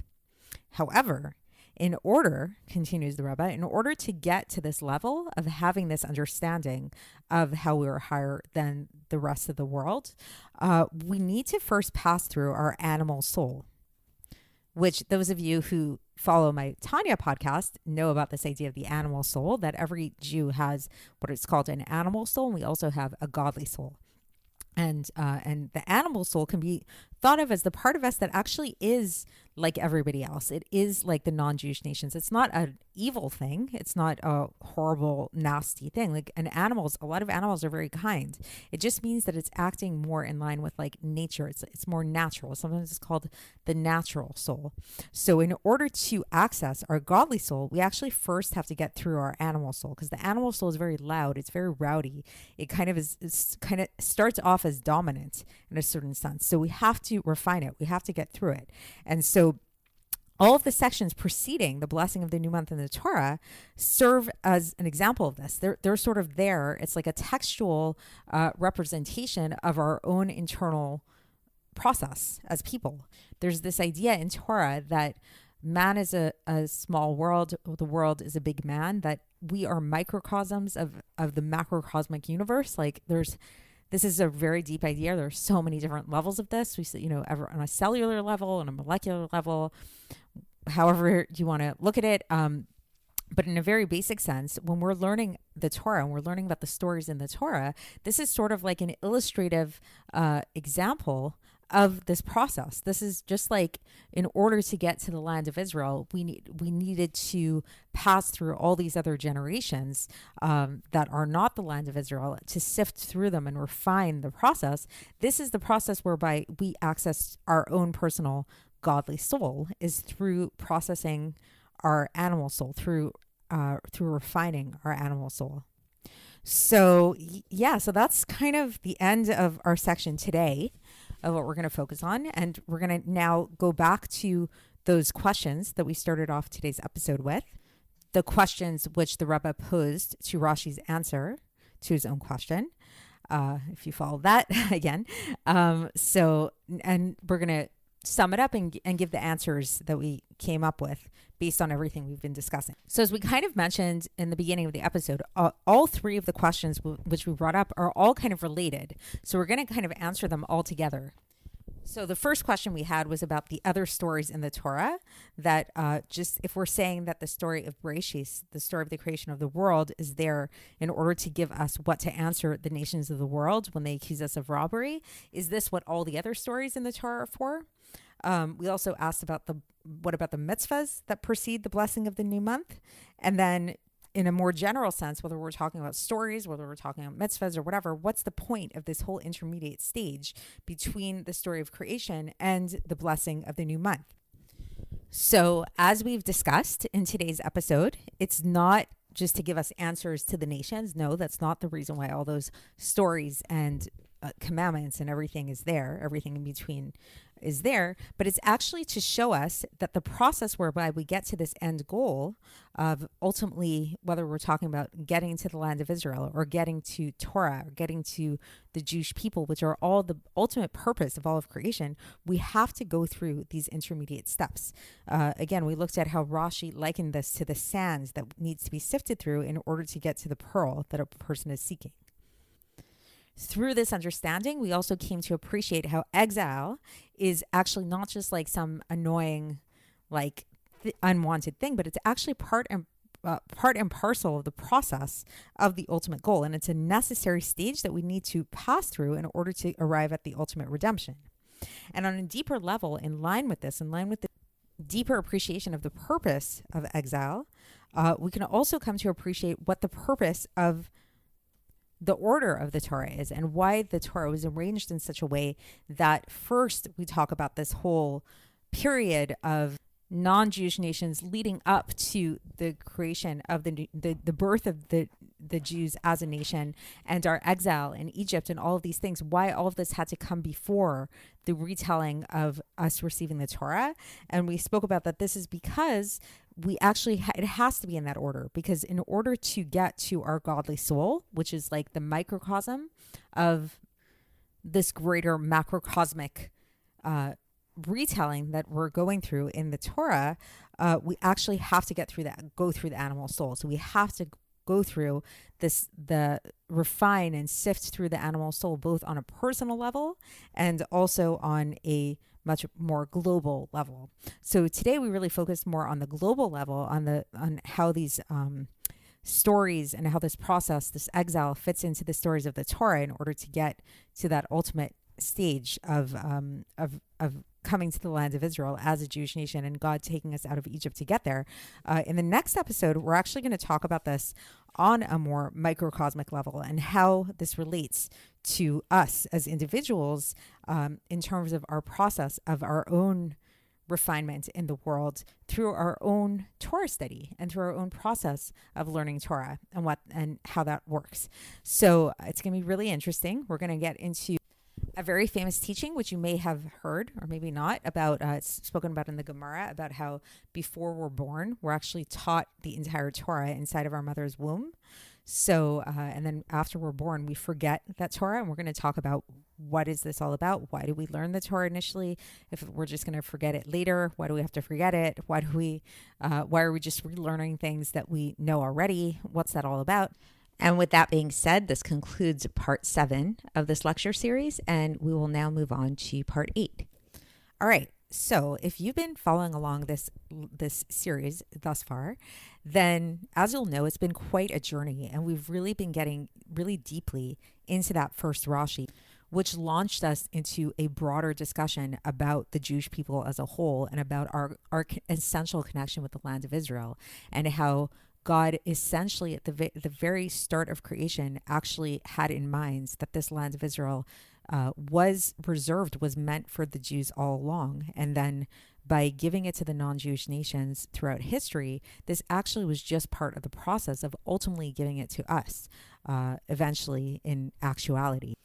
Today's episode is actually going to be where we take this whole discussion and we bring it to a much deeper and much more personal level. So, as mentioned in the previous episode, we spoke about this idea briefly about how man is really a microcosm of the macrocosmic world, how the whole entire world is a macrocosm of man. And so thus everything that we see in the world, every occurrence in the world, every phenomenon in the world that exists on a global scheme actually exists for every single person internally. And as a Jew, we really see this through a Jewish lens. And especially when we're talking about the land of Israel and the other nations and all of this kind of stuff, we know that there are parallels to all of this in terms of our internal lives, in terms of the internal work that we need to do as people. So that's what we're going to be talking about today. So it's a really, really deep subject. And the focal point of this subject is actually going to be around the study of Torah, of the individual study of Torah for each and every Jewish person, which interestingly enough, and I think this is one of the most amazing things about the Sicha, is this is actually what we're doing in, listening to this podcast, me giving over this podcast, giving over the Sicha, learning the Sicha together. We're actually doing in the process exactly what it is that the Rebbe is telling us that we need to do and is going to explain to us today, the great power in that. And as we'll see, the real benefit of Torah study, the real power of Torah study, the real purpose of Torah study really comes about through effort and toil and getting into the details, getting into the nitty-gritty, getting into the intricacies and the back and forth and everything, which is, I think kind of like interesting that we see that this Sicha is such a lamda Sicha, as I mentioned. It is such a academic kind of scholarly Sicha with so many questions and answers and details and tangents and all kinds of different, it's a whole web, and we're really sorting through that whole web. And today we're really going to learn the value of the sorting on an internal level and what this process is really means for every individual on our level in terms of our ultimate purpose here in the world. So we're going to begin our discussion today by talking about a very famous teaching in the Talmud, in the Gemara, which is found in Masechet Nida on page 30b, that an unborn Jewish child is taught the entire Torah in its mother's womb. And then after we're born, then an angel comes and taps us on the top of our lip and leaves that mark that we all have on top of the lip over there, and we forget the entire Torah that we were taught in our mother's womb. So the obvious question that comes about from this teaching is, this seems a little strange. It seems almost like a little bit pointless if why learn the entire Torah in our mother's womb if we're only just going to forget it later on? What's the point of that? It seems almost like a tease, right? It's like we're given the whole prize, we're given the whole thing before we're born, only to have it being taken away from us. So why does Hashem make it that we forget the entire Torah when we're born? So in order to understand this, we have to actually have to look at a different teaching that comes up in Kabbalah, which is the concept of Nahama Dichsufa, which means bread of shame. And what this is a reference to is that we tend to, as humans, appreciate something that we've worked for a lot more than something that we didn't work for, something that we get for free. So like a free handout, like if somebody just gives us something and we don't feel deserving of it, like we didn't do anything to get it, like a welfare check or something like that, then it's definitely not as satisfying. And if anything, we might feel a certain amount of shame with it versus something that we have to work for. So meaning to say that when we originally receive this Torah in our mother's womb, we don't work for it. It's something that we're just given. It's given to us as like just a free ride, but then through us forgetting it, this is actually, even though it might seem like God's taking something away from us, in a certain sense, it's actually a certain gift to us, because it's giving us the gift of being able to work for it. It's giving us the gift that we can now work for this bread. We can now work for the Torah, which is a much more satisfying, much more rewarding type of work, a much more rewarding type of achievement. And we see this, going back to the parallel of the land of Israel. It's a similar type of thing, is that specifically through us conquering the land of Israel, through it belonging to the non-Jewish nations for so many years, and then we actually have to go and work for it, we feel a much stronger sense of ownership over it because we're actually putting in the effort for this. As a side note, just something, that's coming to mind for me with this in terms of the current war that's going on in Israel, as we see, it's kind of maybe sad that it has to come to this, but through this war, we're seeing one of the side effects of it is this great feeling of Jewish unity, this great love of the land of Israel that's coming about because we specifically feel threatened, unfortunately, from these attacks that we're getting from the non-Jewish nations. This is actually awakening within us this desire to work for the land. So many Jews, the rate of aliyah is actually going up in Israel. People are flying to Israel and to help and to work. People who are staying outside of the land of Israel are really doing whatever we can do, and we feel it's sort of awakened our Zionism through the war. Right. And that actually is because of the fact that we have to work for it. So there is something to be said about this idea that when you have to work for something, that it actually does feel more, there's something about it that feels more passionate, that feels more exciting, Nevertheless, going back to the analogy of learning Torah, so we're kind of going to be going back and forth between these two topics, the topic of learning Torah and the topic of conquering the land of Israel, and how they relate to one another. So when we go back to the concept of learning Torah and learning Torah through our own efforts, so okay, yes, it might be more rewarding to do it through our own efforts. On the other hand, our brain, our capacity to learn Torah is extremely limited. Even if you have somebody with like the highest level of IQ and their whole life is devoted to Torah study and all of that, they're learning Torah as a limited human being. They're learning Torah as a created being. So meaning to say that any Torah that they learn is going to be within the realm of a created being. It's not going to be on the same level that they had when they were in their mother's womb, where they were just like totally immersed in Torah study in this more essential way. So what we can liken this to, in terms of going back to the land of Israel and our connection to the land of Israel, this is sort of like our Torah learning is connected to the nations of the world, because we mentioned this in the previous episode, that one of the purposes of Torah learning is to make a Jew realize that we're higher than the world. We spoke about what that means there and how that's not actually a degradation of the other nations or of the rest of the world, but it's to say that we transcend the world in a certain sense.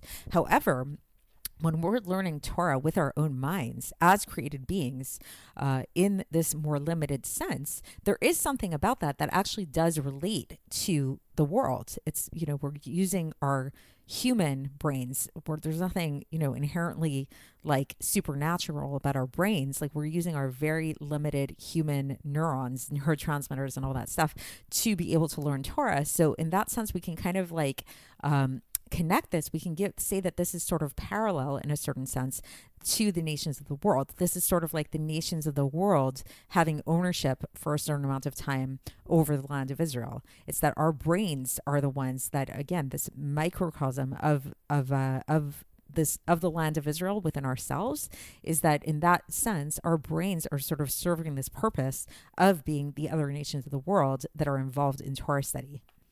And what that means is that if we're only learning Torah on this level that's connected to our brains, our human minds, our capacity as limited human beings, which relates to the other nations of the world, this means that, yes, while we're studying Torah, which is a very holy thing, which means that we're conquering the land of Israel, so to speak, on some level, we're really only conquering it in a more natural way, in a way that any other nation could conquer the land of Israel, which means, like, as we've spoken about in previous episodes, it's a type of conquering of the land that every other nation does, that one day it belongs to me, one day it belongs to you, depending on who has the stronger army, depending on who has more power at any given time in history. That's when they have more power over the land. But so now this is why we can go back to why it is that we were given the entire Torah, taught the entire Torah in our mother's womb. Because this prenatal teaching that we got, this prenatal education that we got, gave us the power so that this later learning of Torah that we do through our own efforts is not going to just be like a regular human kind of limited type of learning, but it's going to actually be infused with something much greater than that. It's going to be infused with something really divine and something beyond nature, something really supernatural. On a Kabbalistic level, we can say that this is when the soul is in what's called Ibor, in a state of Ibor. Ibor literally translates to mean pregnancy. And Kabbalistically, what this is a reference to is the level of Malchus of Atzilus. So those of you who learn Chassidus on your own, or maybe you follow along my Tanya podcast, might have some of an understanding of what Malchus of Atzilus means. But in brief, just to kind of explain that a little bit, there are 4 basic worlds. Worlds in Hebrew is olam, so kind of more realms. It's hard to translate these things, but there's 4 basic realms, like passageways that we can kind of think of by which creation happens, by which the process of creation happens. We kind of think of this in like a temporal way, that it's like first it starts off in this world, then it comes into this world, then it comes into this world. The truth is these worlds are actually present at all times. It's just kind of like different layers of what's happening, with the layers that underlie all of reality. So the highest of this world is what's known as the world of Atzilus. Atzilus can be translated to mean emanation. And it's an interesting world because it's sort of like a semi-world. It's not really a world the way the other 3 lower worlds are. The 3 lower worlds are the worlds of Bria, Yetzirah, and Asiyah, the worlds of creation, formation, and action. This physical world is found within the world of action. But the world of Atzilus, which is this higher world, it's different than the other worlds because it's not actually a real world that's distinct from God. So God creating the worlds, something from nothing, actually creating something from nothing, really only happens once we get to the stage of Bria, the world of actual creation, where there's something distinct, so to speak, other than God. Really, ultimately, there is nothing distinct other than God, but that's a bigger discussion. But in terms of the experience of created beings, having their own experience as something separate from and apart from God really only happens in the world of Bria, which is the second world. The world of Atzilus, on the other hand, is the world of emanation, which means that everything that exists, everything that is created or that will be created, exists within that world, but only in potential. It's one with God. It doesn't have its own independent existence, which is why it's called the world of emanation. And within each world, to complicate things even further, there are many different levels, many different layers. So we know that the building blocks of every single world are these 10 forces, these 10 energies, which are known as the 10 spheros. Again, this is a bigger discussion for another time. If you want to learn more about this, then please listen to my my Tanya podcast series where I get into this in more detail. But there are 10 basic energies that make up each world, that are like the building blocks of each world. There are the 3 intellectual energies that are the higher energies, and then we have the 7 emotive energies that come after that. I'm not going to get into all of them today, but what we are going to focus on is the last one, the last of the emotive attributes, which is kind of its own thing. It's malchus. It's known as sovereignty, and it's where everything kind of comes together. And that last level of every world, that last energy of malchus, is the connector between that world that it's found in and the world that's below it. So the malchus, the sovereignty of a higher world, actually becomes what's known as the keter, the crown, which is the highest of all the levels of the world that's below that. So to illustrate this, the illustration that's used actually to describe the level of malchus, which again is the lowest of all of these 10 energies, within the world of Atzilus, which is the highest of all the worlds, the world of emanation. So Kabbalistically, that's referred to as Malchus of Atzilus. So the illustration that's given for this is actually pregnancy, is this concept of Ibor. Because if you think about it, what is pregnancy? So in pregnancy, there's a mother, and then there's also a child, right? There's a fetus. But is the fetus its own thing, or is the fetus just part of the mother? So this is, part of, it might sound reminiscent of some of the discussions around abortion and things like that in more political spheres nowadays, but it's actually a real question. It's not, for some groups, it might be really simple, is that there's a mother and then there's a baby, and these are 2 separate entities. In Judaism, it's actually not that simple. And at a certain point in a mother's pregnancy, actually the fetus is considered to be just part of the mother's body. It's not really its own thing. It's not really its own entity. And even later on, towards the later stages of the pregnancy, even though then we say, okay, yes, this fetus definitely does have its own thing, its own laws, its own, there's certain rulings around that. Even up until the very last stage of pregnancy, at the end of the day, in terms of, want to get into some of that abortion discussion here, the mother's life takes precedence over the fetus's life. So we're actually allowed to abort a child what if it's going to save the life of a mother, if the mother's life is in danger. And this is because really ultimately this fetus, until it's actually born, until it actually is outside of the mother, it does not actually have its own existence in a full-fledged way. So the way that this relates to our discussion is that there's something about this existence of being a fetus, on a physical level, that we're really bound to our mother in a true way, in a very intrinsic kind of way that we don't have once we're actually born. And that we see that this actually relates to the way that we are taught Torah within our mother's womb versus the way that we learn Torah outside of our mother's womb. So when we learn Torah outside of our mother's womb, as we discussed, this is through our own efforts, through our own minds, through our own toil, and all that kind of stuff. But when we learn Torah in our mother's womb, it was in a much more essential and intrinsic way. It was in such a way that the Torah was not really something that was apart from us. It was beyond the limitations of creating beings. Once you create something, you're bound to the limitations of that thing that you've specified, that you've created. Now you're not just like in potential anymore. When you think about like, oh, I want to write a book, or I want to draw a painting or something, until you actually write that book, until you actually draw the painting, in a certain sense, the painting in the book is unlimited. But once you start taking that pen to the paper, you've created a limitation. You've bound it to something. So when we go back to that prenatal state, we're going back to this place that's beyond limitation, which means that the type of Torah that we learned, the level of Torah that we learn when we're in our mother's womb, is a very lofty, not even lofty, that's not even the right word. It's like it's beyond the limitations of created beings.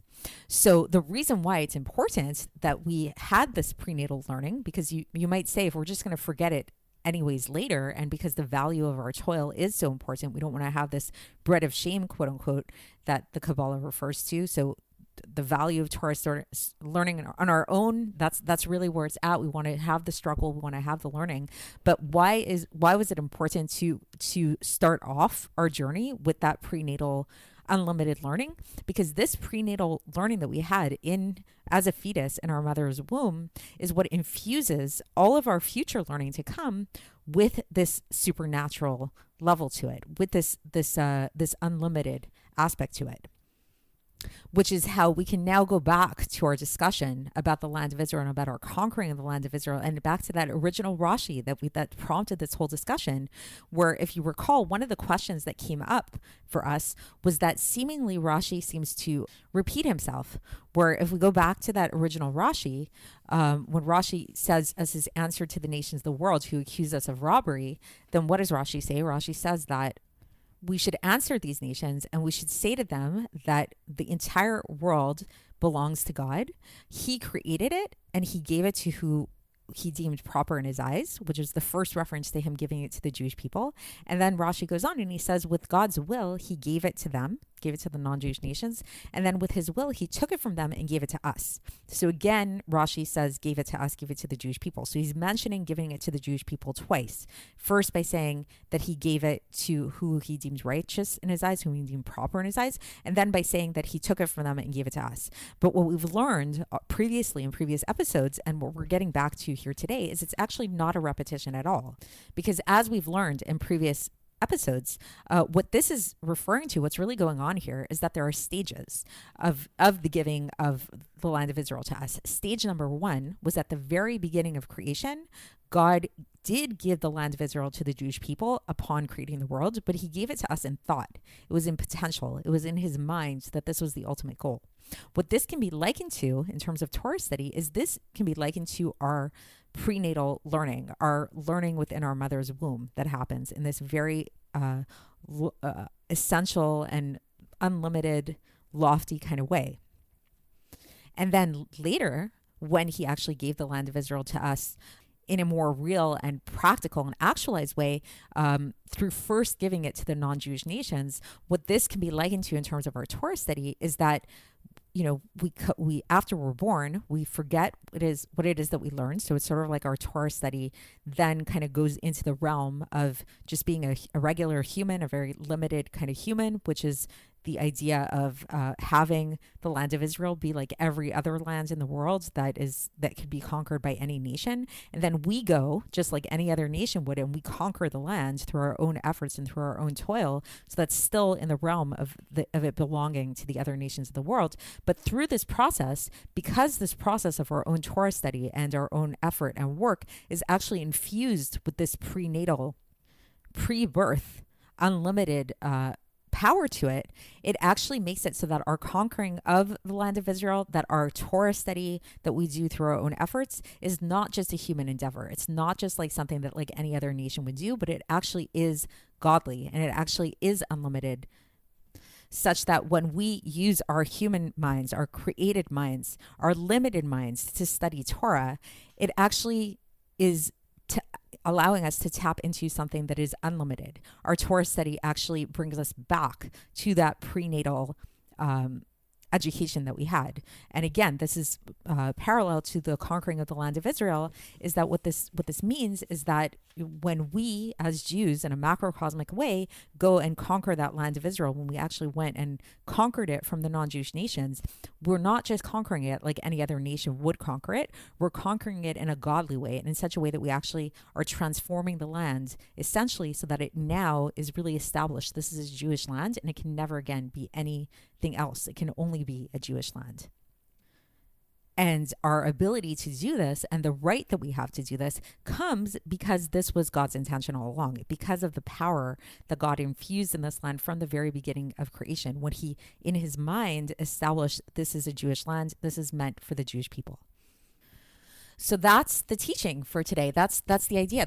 Hopefully this gave you a little bit of a deeper insight into the macrocosm of who we all are as Jews, and what our purpose is here in terms of learning Torah, and how we're supposed to go about learning Torah, and the value of specifically struggling with Torah. Because when we struggle in the learning of Torah, what we're doing is we're actually taking our human minds, we're taking our inner nations of the world, so to speak, and we're transforming that, and we're infusing that with something higher. We're infusing it with the deeper part of ourselves, with the godly part of ourselves, with the unlimited part of ourselves that we were tapped into totally before we were born in our mother's fetus. So that's the end of the section for today. And in the next episode, which might actually be the final episode in this series, I'm not sure yet. We'll see how it goes. We're actually going to take this discussion into an even deeper place, where we're going to actually look at how all of this relates to the Torah itself, and to how the Torah, forget about us learning the Torah, which is what we spoke about today, but how the Torah itself descends into the world, and thus hopefully give us a deeper appreciation of what the Torah that we learn is exactly. And this concludes part 8 of this lecture, and we will now move on to the 9th and final portion of this lecture. So if you've made it this far, congratulations.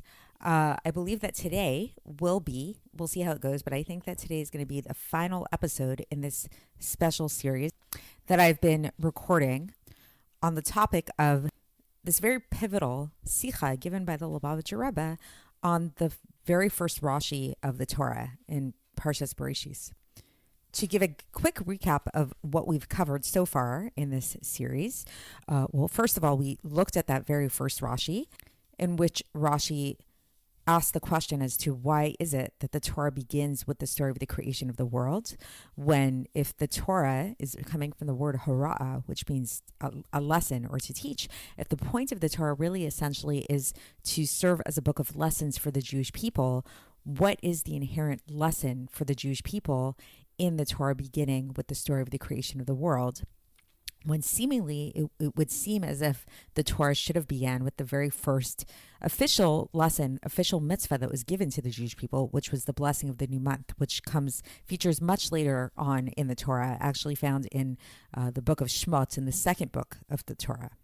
And then in answer to his own question, Rashi says that the reason that the Torah began this way is in order to provide the Jews with an answer to the nations of the world if they come to us and accuse us of robbery for stealing the land of Israel. And then the Rebbe takes this whole Rashi, the question and the answer and everything, and he really dissects it into 4 different parts and asks questions on all 4 aspects of this Rashi, namely Rashi's question, namely the accusation of the nations. What does this mean that they're calling us robbers? What's the actual accusation behind that? Our answer to the nations of the world, as well as Rashi's entire answer and its collectivity, meaning why does Rashi feel that this is a good answer to his own question? This whole discussion regarding the ownership of the land of Israel and all of that. And in this lecture series, we've been really exploring all of this, and we went through each section. We went through Rashi's question, the accusation of the nations, our answer to the accusation of the nations, and Rashi's answer. And in each one of these sections, we discussed the Rebbe's questions on each of these, and then we provided answers for each of these. And through this entire discussion, we really came to a much deeper understanding and appreciation as to who the Jewish people are, as to what the land of Israel is, and what our essential connection is to the land of Israel. As we've seen, there were many details to all of this, and for time purposes, I don't think it makes sense to get into all of it again here. So I encourage you to go back and listen to the full series if you'd like to really delve into all of it in extreme detail. But the kind of conclusion of it all was this idea that the Jewish people's ownership and connection to the land of Israel is not just a superficial one, but it's actually a very essential one, in the sense that when we conquered the land of Israel, this wasn't just a conquering that was done by any other nation, but in fact, this was a conquering in such a way that our conquering the land of Israel changed the essence of the land of Israel in such a way that it could never again be owned by any other nation in the world. We changed the essential nature of the land. And this changing of this transformation of the essential nature of the land in this very existential kind of way is something that the non-Jewish nations, whether they're conscious of it or not, is something that they pick up on, which is where this accusation of robbery comes from, and which is why they accuse us of robbery, is because they sense that when we conquer the land, we're not conquering it the way that any other nation conquers any other land. We're conquering it in a unique and special kind of way, a way that kind of goes against the normal rules of war and conquest. And our answer to why we didn't actually steal the land and why this is actually okay comes from this idea of how God actually gave us this land at the very moment of creation, and that in creating the entire world, which God is behind the creation of the entire world, he actually set aside in his mind that the land of Israel was going to be for us. So this was the intent all along.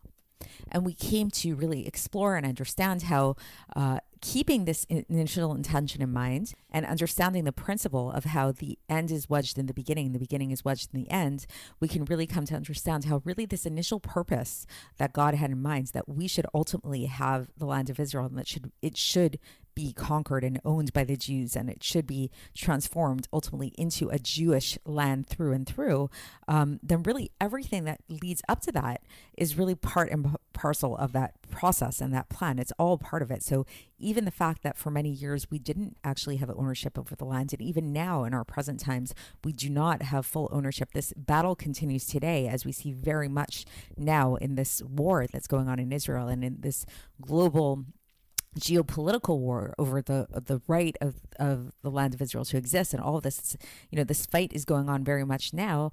This whole fight, this whole process, this whole battle that we have to go to really gain this ownership fully over the land of Israel is actually all part of the process. It's all leading up to this ultimate goal, this ultimate purpose, which is that we should have the land of Israel for ourselves. And after coming to this understanding of, the surface level, and it's not so surface, there's a lot of details as we've seen, but okay, really coming to understand fully what was meant by Rashi and his question and his answer and accusation of the nations and our answer to the nations and all of that, we came to also come to this deeper understanding as to a deeper aspect of what's going on. Because just as there's a principle of that the end is wedged in the beginning and the beginning is wedged in the end, there's also a concept of a microcosm and a macrocosm, meaning to say that there's a famous teaching that the man is a small world and the world is a big man, meaning to say that everything that happens globally is also happening internally for every single person, every single Jew specifically, and that when we look at the happenings in history and the happenings in the land of Israel, we can all relate to it in terms of our own personal struggle, our own personal journey through this world. And we spoke about this in terms of our journey as a person, as a Jew, coming into this world, beginning with our conception in our mother's womb and our journey in our mother's womb as a fetus, in which time we're taught, it's taught in the Gemara that we're taught the entire Torah in our mother's womb by an angel. And then when we're born into this world, an angel comes and taps us on our upper lip and causes us to forget the entire Torah that we were taught. And then throughout our lives, it's a process of remembrance. It's a process of relearning everything that we forgot. So ultimately, we can come to a deeper appreciation and integration of the Torah through our Torah learning.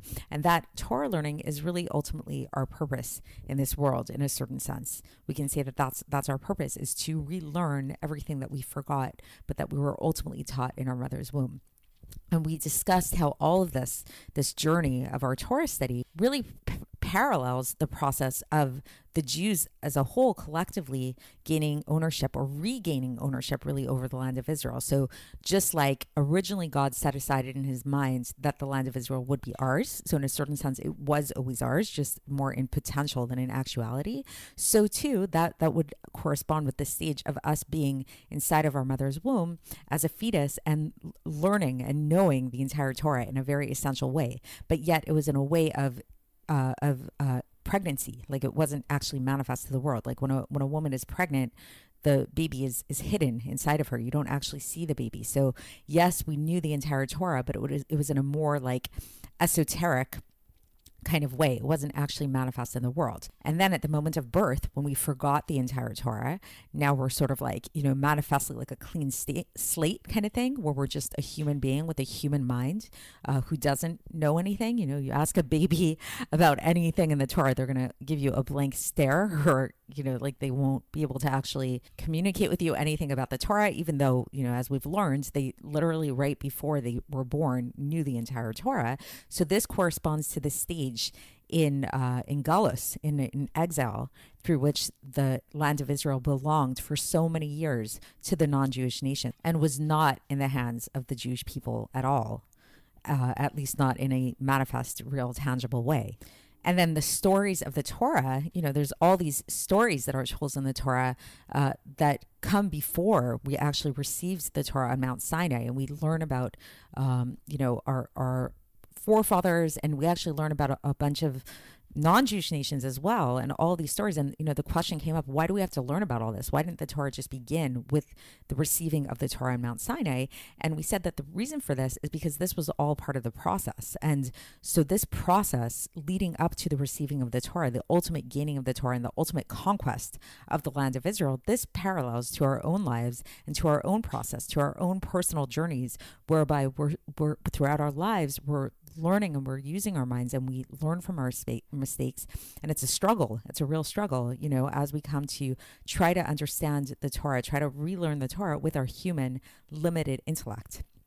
And then ultimately, when we actually do come to learn the Torah, and we do come to this re-understanding of it and relearning of it, it actually, even though, yes, we're using our human minds to be able to do this, there's something divine about it. There's something infinite about it, and which goes against the regular type of laws of nature. Like right now, as I'm recording this episode, it's actually in the middle of Hanukkah. And one of the things that we learn about in the story of Hanukkah is that what the Greeks were against wasn't so much the learning of Torah, it wasn't so much that they didn't want the Jews to learn Torah at all. They recognized the fact that the Torah was a book of wisdom, and the Greeks were very fond of philosophy and wisdom and intellectual endeavors. So they recognized the Torah as a book of intellect, of great wisdom. But what they were against was the divinity of the Torah. So they were okay with the Jews studying the Torah as a book of philosophy coming from the human mind. But what they were not okay with was taking it to that next level and saying that, in fact, no, when we study Torah, it's not just an intellectual endeavor, like the same as lahavdil if we're learning Plato or Aristotle or Nietzsche or any philosopher that you can think of. But in fact, we're relearning something that we always had within us, that the wisdom is actually contained within us in a very infinite and divine way. And so once again, this parallels the conquering of the land of Israel, that when we conquered that land of Israel as Jews, it's not just that we're a regular nation conquering a land just like any other nation would conquer a land in a time of war. But in fact, our conquering of the land, there's something infinite, there's something divine about it. And that divinity and the fact that God set aside this land for us at the very moment of creation in his mind is what allows us to conquer this land and to actually transform its essence, so that now it becomes apparent to everybody, even to the non-Jewish nations, that this is a divine land. This can never again be transformed into anything else. This is a Jewish land through and through. So that's the parallel that we learned between the study of Torah and every individual's journey through studying Torah throughout our lives, and the collective journey of the Jewish people in regaining our control and conquest over the land of Israel.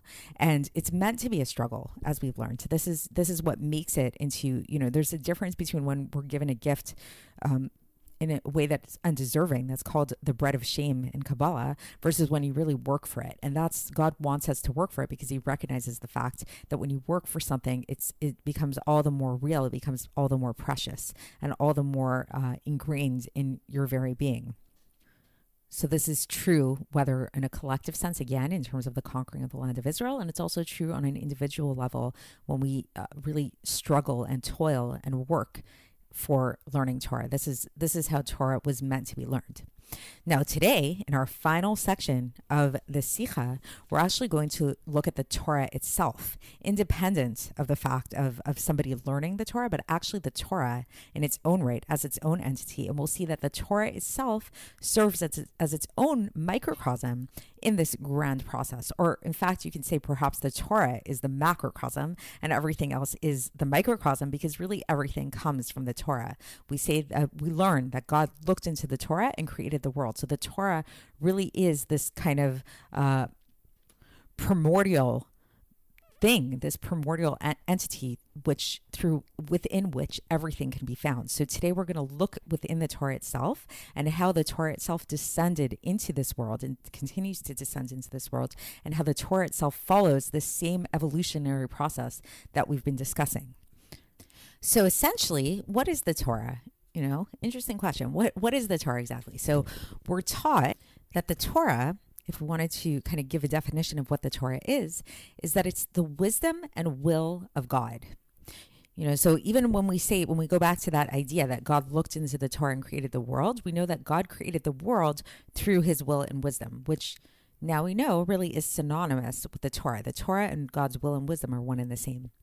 Nevertheless, we know that, when we talk about God, when we talk about any aspect of God, it's impossible to really grasp him fully. Another thing that we're taught about God is that God is beyond comprehension, beyond human reason. Nevertheless, there's this interesting paradox, because as much as God is unknowable, ultimately, we actually have a mitzvah, the very first mitzvah that the Rambam gives us, the very first directive that the Rambam gives us in his Mishnah Torah, is that the foundation of all foundations and the pillar of wisdom is to know that there is one primary being, meaning that there is one God. So the way that this is understood, this teaching, is that as much as on the one hand, it's kind of paradoxical, because on the one hand we say that God is unknowable, it's impossible for any creature to ever fully grasp and comprehend him. Nevertheless, we have this obligation to know God. We have this obligation to use our faculties to really come to this knowledge of God. And when we say come to this knowledge of God, we don't mean that it's a fruitless endeavor. It means that there is in some way a way for us to actually know God, essentially. And how does this happen? This is through the Torah. The Torah is this tool that God gave to us, that God brought down and descended into this world, that allows us to access him in an essential and direct way.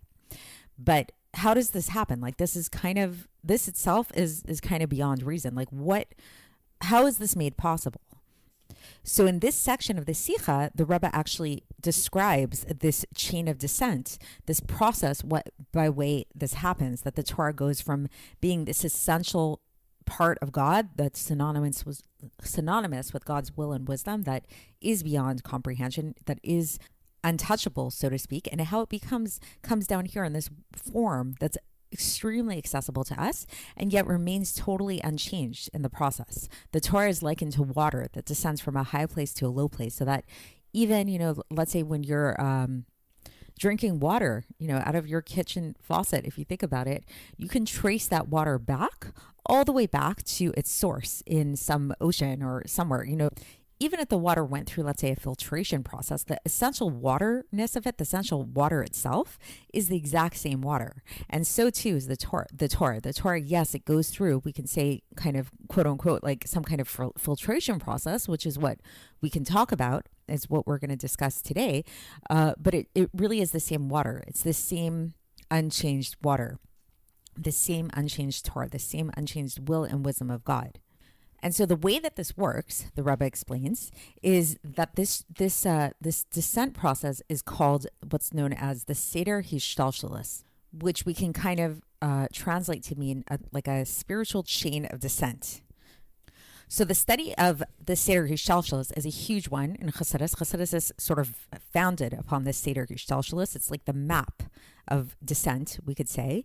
And within this Seder Hishtalshelus, there are worlds, there are angels, there are hechalos, chambers, souls. There's a lot of stuff going on. So it would be impossible to go through all of that today, or really any day. Like it's that chain of descent, that Seder Shalshos, is really, really vast. But in brief, this is what this Sicha gets into. We can say that within the Seder Shalshos, there are four basic realms. The first realm is what's known as Atzilus. Atzilus means emanation, and this is the realm which is actually not even always called a realm or a world, because to call something a realm or a world means that it's kind of separate. It has its own independent existence, versus the world of Atzilus, the world of emanation, doesn't actually have its own independent existence. It's still, for the most part, really one with God in a manifest way. It does not feel itself to have its own independent existence. All it is that there's a potential for something independent to exist. So if we think about the conception and birth of a child, which often these worlds are likened to, we can say that the world of Atzilus really corresponds to the potential for a child to be born within the mother. So it's like maybe, the eggs inside of the mother, like before they're an actual entity. So it's like the eggs of the mother and the sperm of the father before they actually unite, before there's a conception at all. Then you have the three lower realms, in which are actual realms, actual worlds. That's what's known as the worlds of Bria, Yetzirah, and Asiya.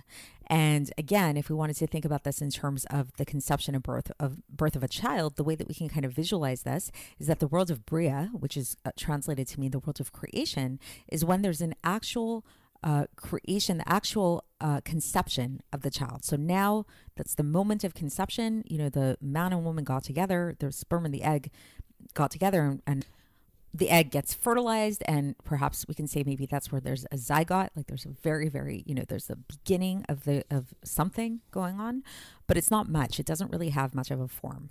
Then we come to the next world, which is known as the world of Yetzirah, the world of formation, and this would correspond to the actual, formation of the child within the mother's womb. It's a fetus, and it goes through a formation. It's growing. There's different forms of it. And spiritually speaking, in these realms, there are different, each one of these realms has its own corresponding whole world going on in terms of, as I mentioned, angels, souls, chambers, all kinds of different things.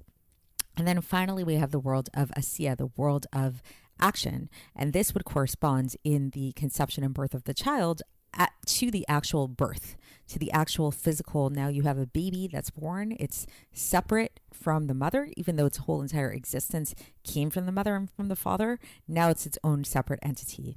And we know that similarly in the spiritual realms, the world of Asiya is the lowest of all the realms. And it's the one that kind of has its own separate existence of its own, or at least so to speak, we want to say, because everything really ultimately is sourced in God. Remember, everything comes from that initial water. Everything comes from that initial Torah. But the world of Asiya feels itself to have its own entity, its own separate entity, its own separate existence. And so just as within there's this chain of events that happens in the conception and birth of a child, and there's also this chain of events that happens in terms of the creation of the entire world, so too does this correspond to how the Torah itself descends into the world. So as we mentioned, the Torah itself in its kind of primary form, like in the highest realm, which would be like the realm of Atzilus, is the will and wisdom of God. This is like essentially this untouchable will and wisdom of God, where the Torah is one and the same with God. There's no separation between the two of these things. And then, as we know, the Torah does descend into a way that is more comprehensible to us. There's yeshivas and shiurim, and right now what we're all studying Torah. So how is this possible if it is this lofty will and wisdom of God? So it goes through these various realms.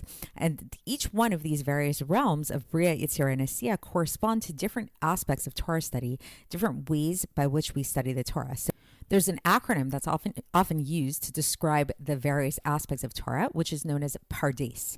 Pardes means a field, and it's made up of 4 letters: Pei, Resh, Daled, and Samech. And each one of those 4 letters corresponds to a different aspect of the Torah and a different way that we study Torah. Pei corresponds to to Pshat, to the word Pshat. Pshat means simple. It's the literal aspect of the Torah. And this literal aspect of the Torah actually corresponds to the lowest of all the worlds. So the world of Asiya, which is our world in which we live. It's like the simple meaning of the Torah. We read the text, what actually happens. This is actually the level of Rashi's commentary, as we've discussed in previous episodes, that he's just describing the literal, simple meaning of the Torah. So this would be like, we've been discussing the beginning of the Torah, the story of Breishis. So the pshat level of that story would be just the creation of the world. God created the heavens and the earth and all of that. The remez level would be, which remez means hint. So the remez level would be more of like the allegorical level of the Torah, like that there's something being hinted at in that basic storyline. So, for example, the Vilna Gaon says that initial story of creation, what it's really hinting at is at the 613 commandments, and that if you actually study this story of Breishis, the story of the creation of the world, you can actually find the 613 commandments hidden within it. And this level of remez corresponds to the second to lowest realms, which is the realm of Yetzirah, which comes right above the realm of Asiya. Then we have the world of Bria. The world of Bria, this would correspond to, in the study of Torah, to the type of Torah learning, which is known as drush, which is the aspect of homiletics. This is like the midrashic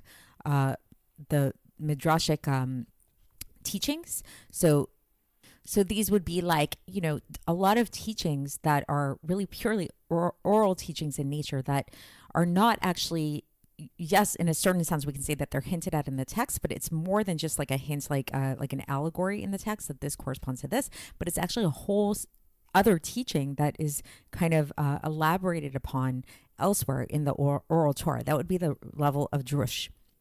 And then finally, we have the level of sod, which is the highest of all the levels. The word sod means secret in Hebrew, and that corresponds to the world of Atzilus. And in Torah learning, that would correspond to the realm of Kabbalah. And Chassidus, also touches upon that world. It's the really inner, secret, hidden teachings of the Torah, and it's really the highest of the Torah study. This is the realm of Torah that really does correspond to the will and wisdom of God in an essential way that's really not separate from God at all.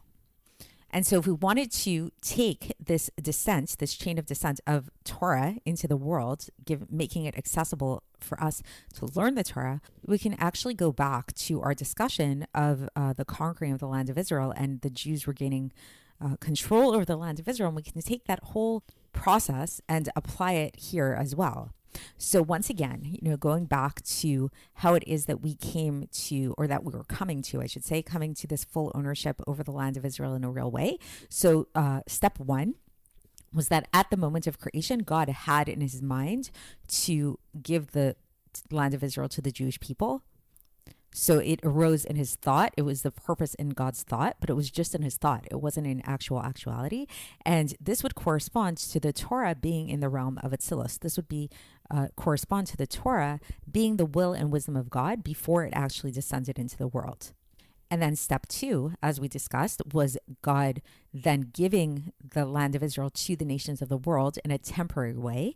And this was part and parcel of the process, ultimately, as we learned, to ultimately give it back to us. But there is a very prolonged period of God giving it to the nations of the world and having it be a secular land in a certain sense. And this corresponds to the descent of Torah into the three lower realms, the realms of Bria, Yetzirah, and Asiya.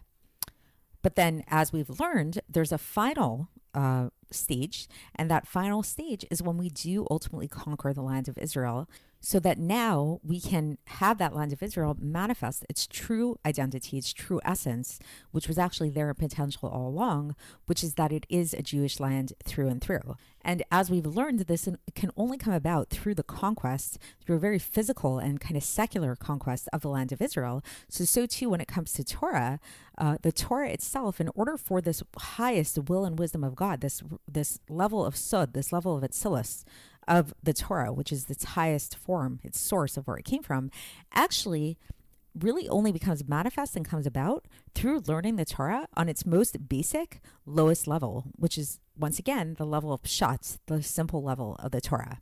So thus it happens that when we learn the Torah on this very simple basic level, on this lowest quote unquote level, this actually brings out and manifests the essence of the Torah, the highest level of the Torah, because once again, the end is wedged in the beginning and the beginning is wedged in the end. And it makes this essence of the Torah, this highest level of the Torah, become manifest down here in this world, so that it's not just up there in potential, but it's actually here in a revealed way. And with this, the Rebbe concludes the Sicha. And just as a final note, and we're going to do a little summary in a minute, but as a final note to this, what I think is really amazing about the Sicha is that in this conclusion, what the Rebbe is basically telling us, telling us that really the way through which we bring about this highest level of the Torah into the world, which is the ultimate purpose of the Torah and the ultimate purpose of the world, is through learning the simple level of the Torah, which is what the Sicha is all about. Because again, what is this whole Sicha? This whole Sicha is a deep analysis of Rashi, the very first Rashi, on the very beginning of the Torah, on the very beginning of the simple literal Torah. And Rashi is all about that literal simple level of the Torah. Rashi's commentary belongs in the realm of pshat of the Torah. It's not sod, it's not drush, it's not remez. It's really in the realm of pshat. But as we learned within, and this brings us back to the very, very beginning of the Sicha, where we mentioned that the Alter Rebbe taught that within Rashi's teachings are found the deepest secrets of the Torah. This is why he called it the wine of the Torah, Yena Shel Torah, because of this. So once again, to summarize, what we've basically learned in the Sicha is that there are 3 stages to 3 different things. There are 3 stages to the conquering and ultimate ownership of the land of Israel by the Jews. There are 3 stages to our own personal study of the Torah. And there are 3 stages to the descent of the Torah itself into our world. And each one of these 3 stages parallel each other. So the 3 stages of the ownership of the land of Israel is that stage 1, God gave it to whom he deemed proper in his eyes in thought, i.e. to the Jewish people that he set aside in his mind in thought. Stage 2, he then gave it to them, to the nations of the world. And stage 3, he ultimately took it from them and gave it to us. We conquered the land of Israel. We're still conquering the land of Israel, and it ultimately becomes us in an eternal and real and essential way. Then the way that we learn Torah, the 3 stages are: first, we're taught the whole thing from above in our mother's womb. And this, again, corresponds to when God gave it to whom he deemed proper in his eyes in thought. Stage 2 is then when we are born, we forget the entire Torah that we learned, and we utilize our own efforts to learn Torah, so that we're now learning Torah in a very human and limited way. And this would correspond to the stage through which God gave the land of Israel to the non-Jewish nations, and they had it in their possession for many years. And then stage 3 is that when the light of Torah actually shines within us through our Torah study in a way that resembles the Torah that we learned from above in our mother's womb.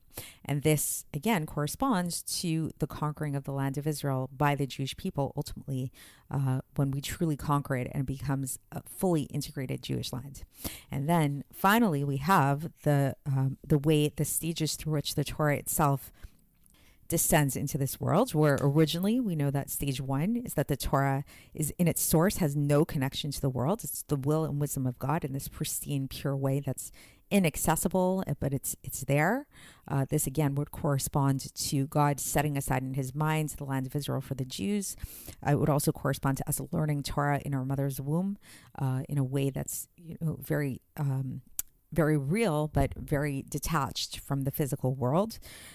Then we know that stage 2 is when the Torah descends and travels through the 3 lower realms of Bria, Yetzirah, and Asiyah, which manifests as the different aspects of the Torah: Drash, Remez, and Pshat, the homiletics, the allegorical, and the simple levels of Torah.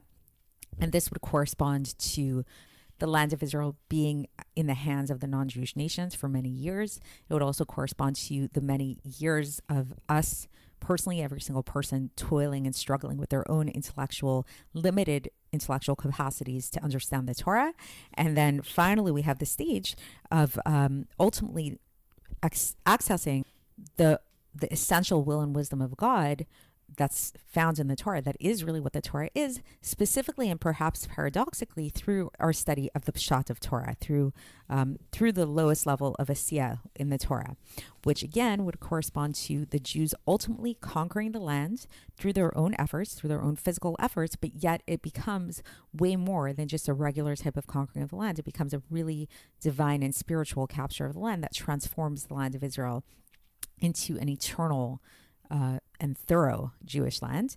And in terms of our Torah study, this would correspond to us reaccessing this initial prenatal type of Torah that we had, like that surpasses way beyond the type of Torah learning that we can get through our own intellectual endeavors alone.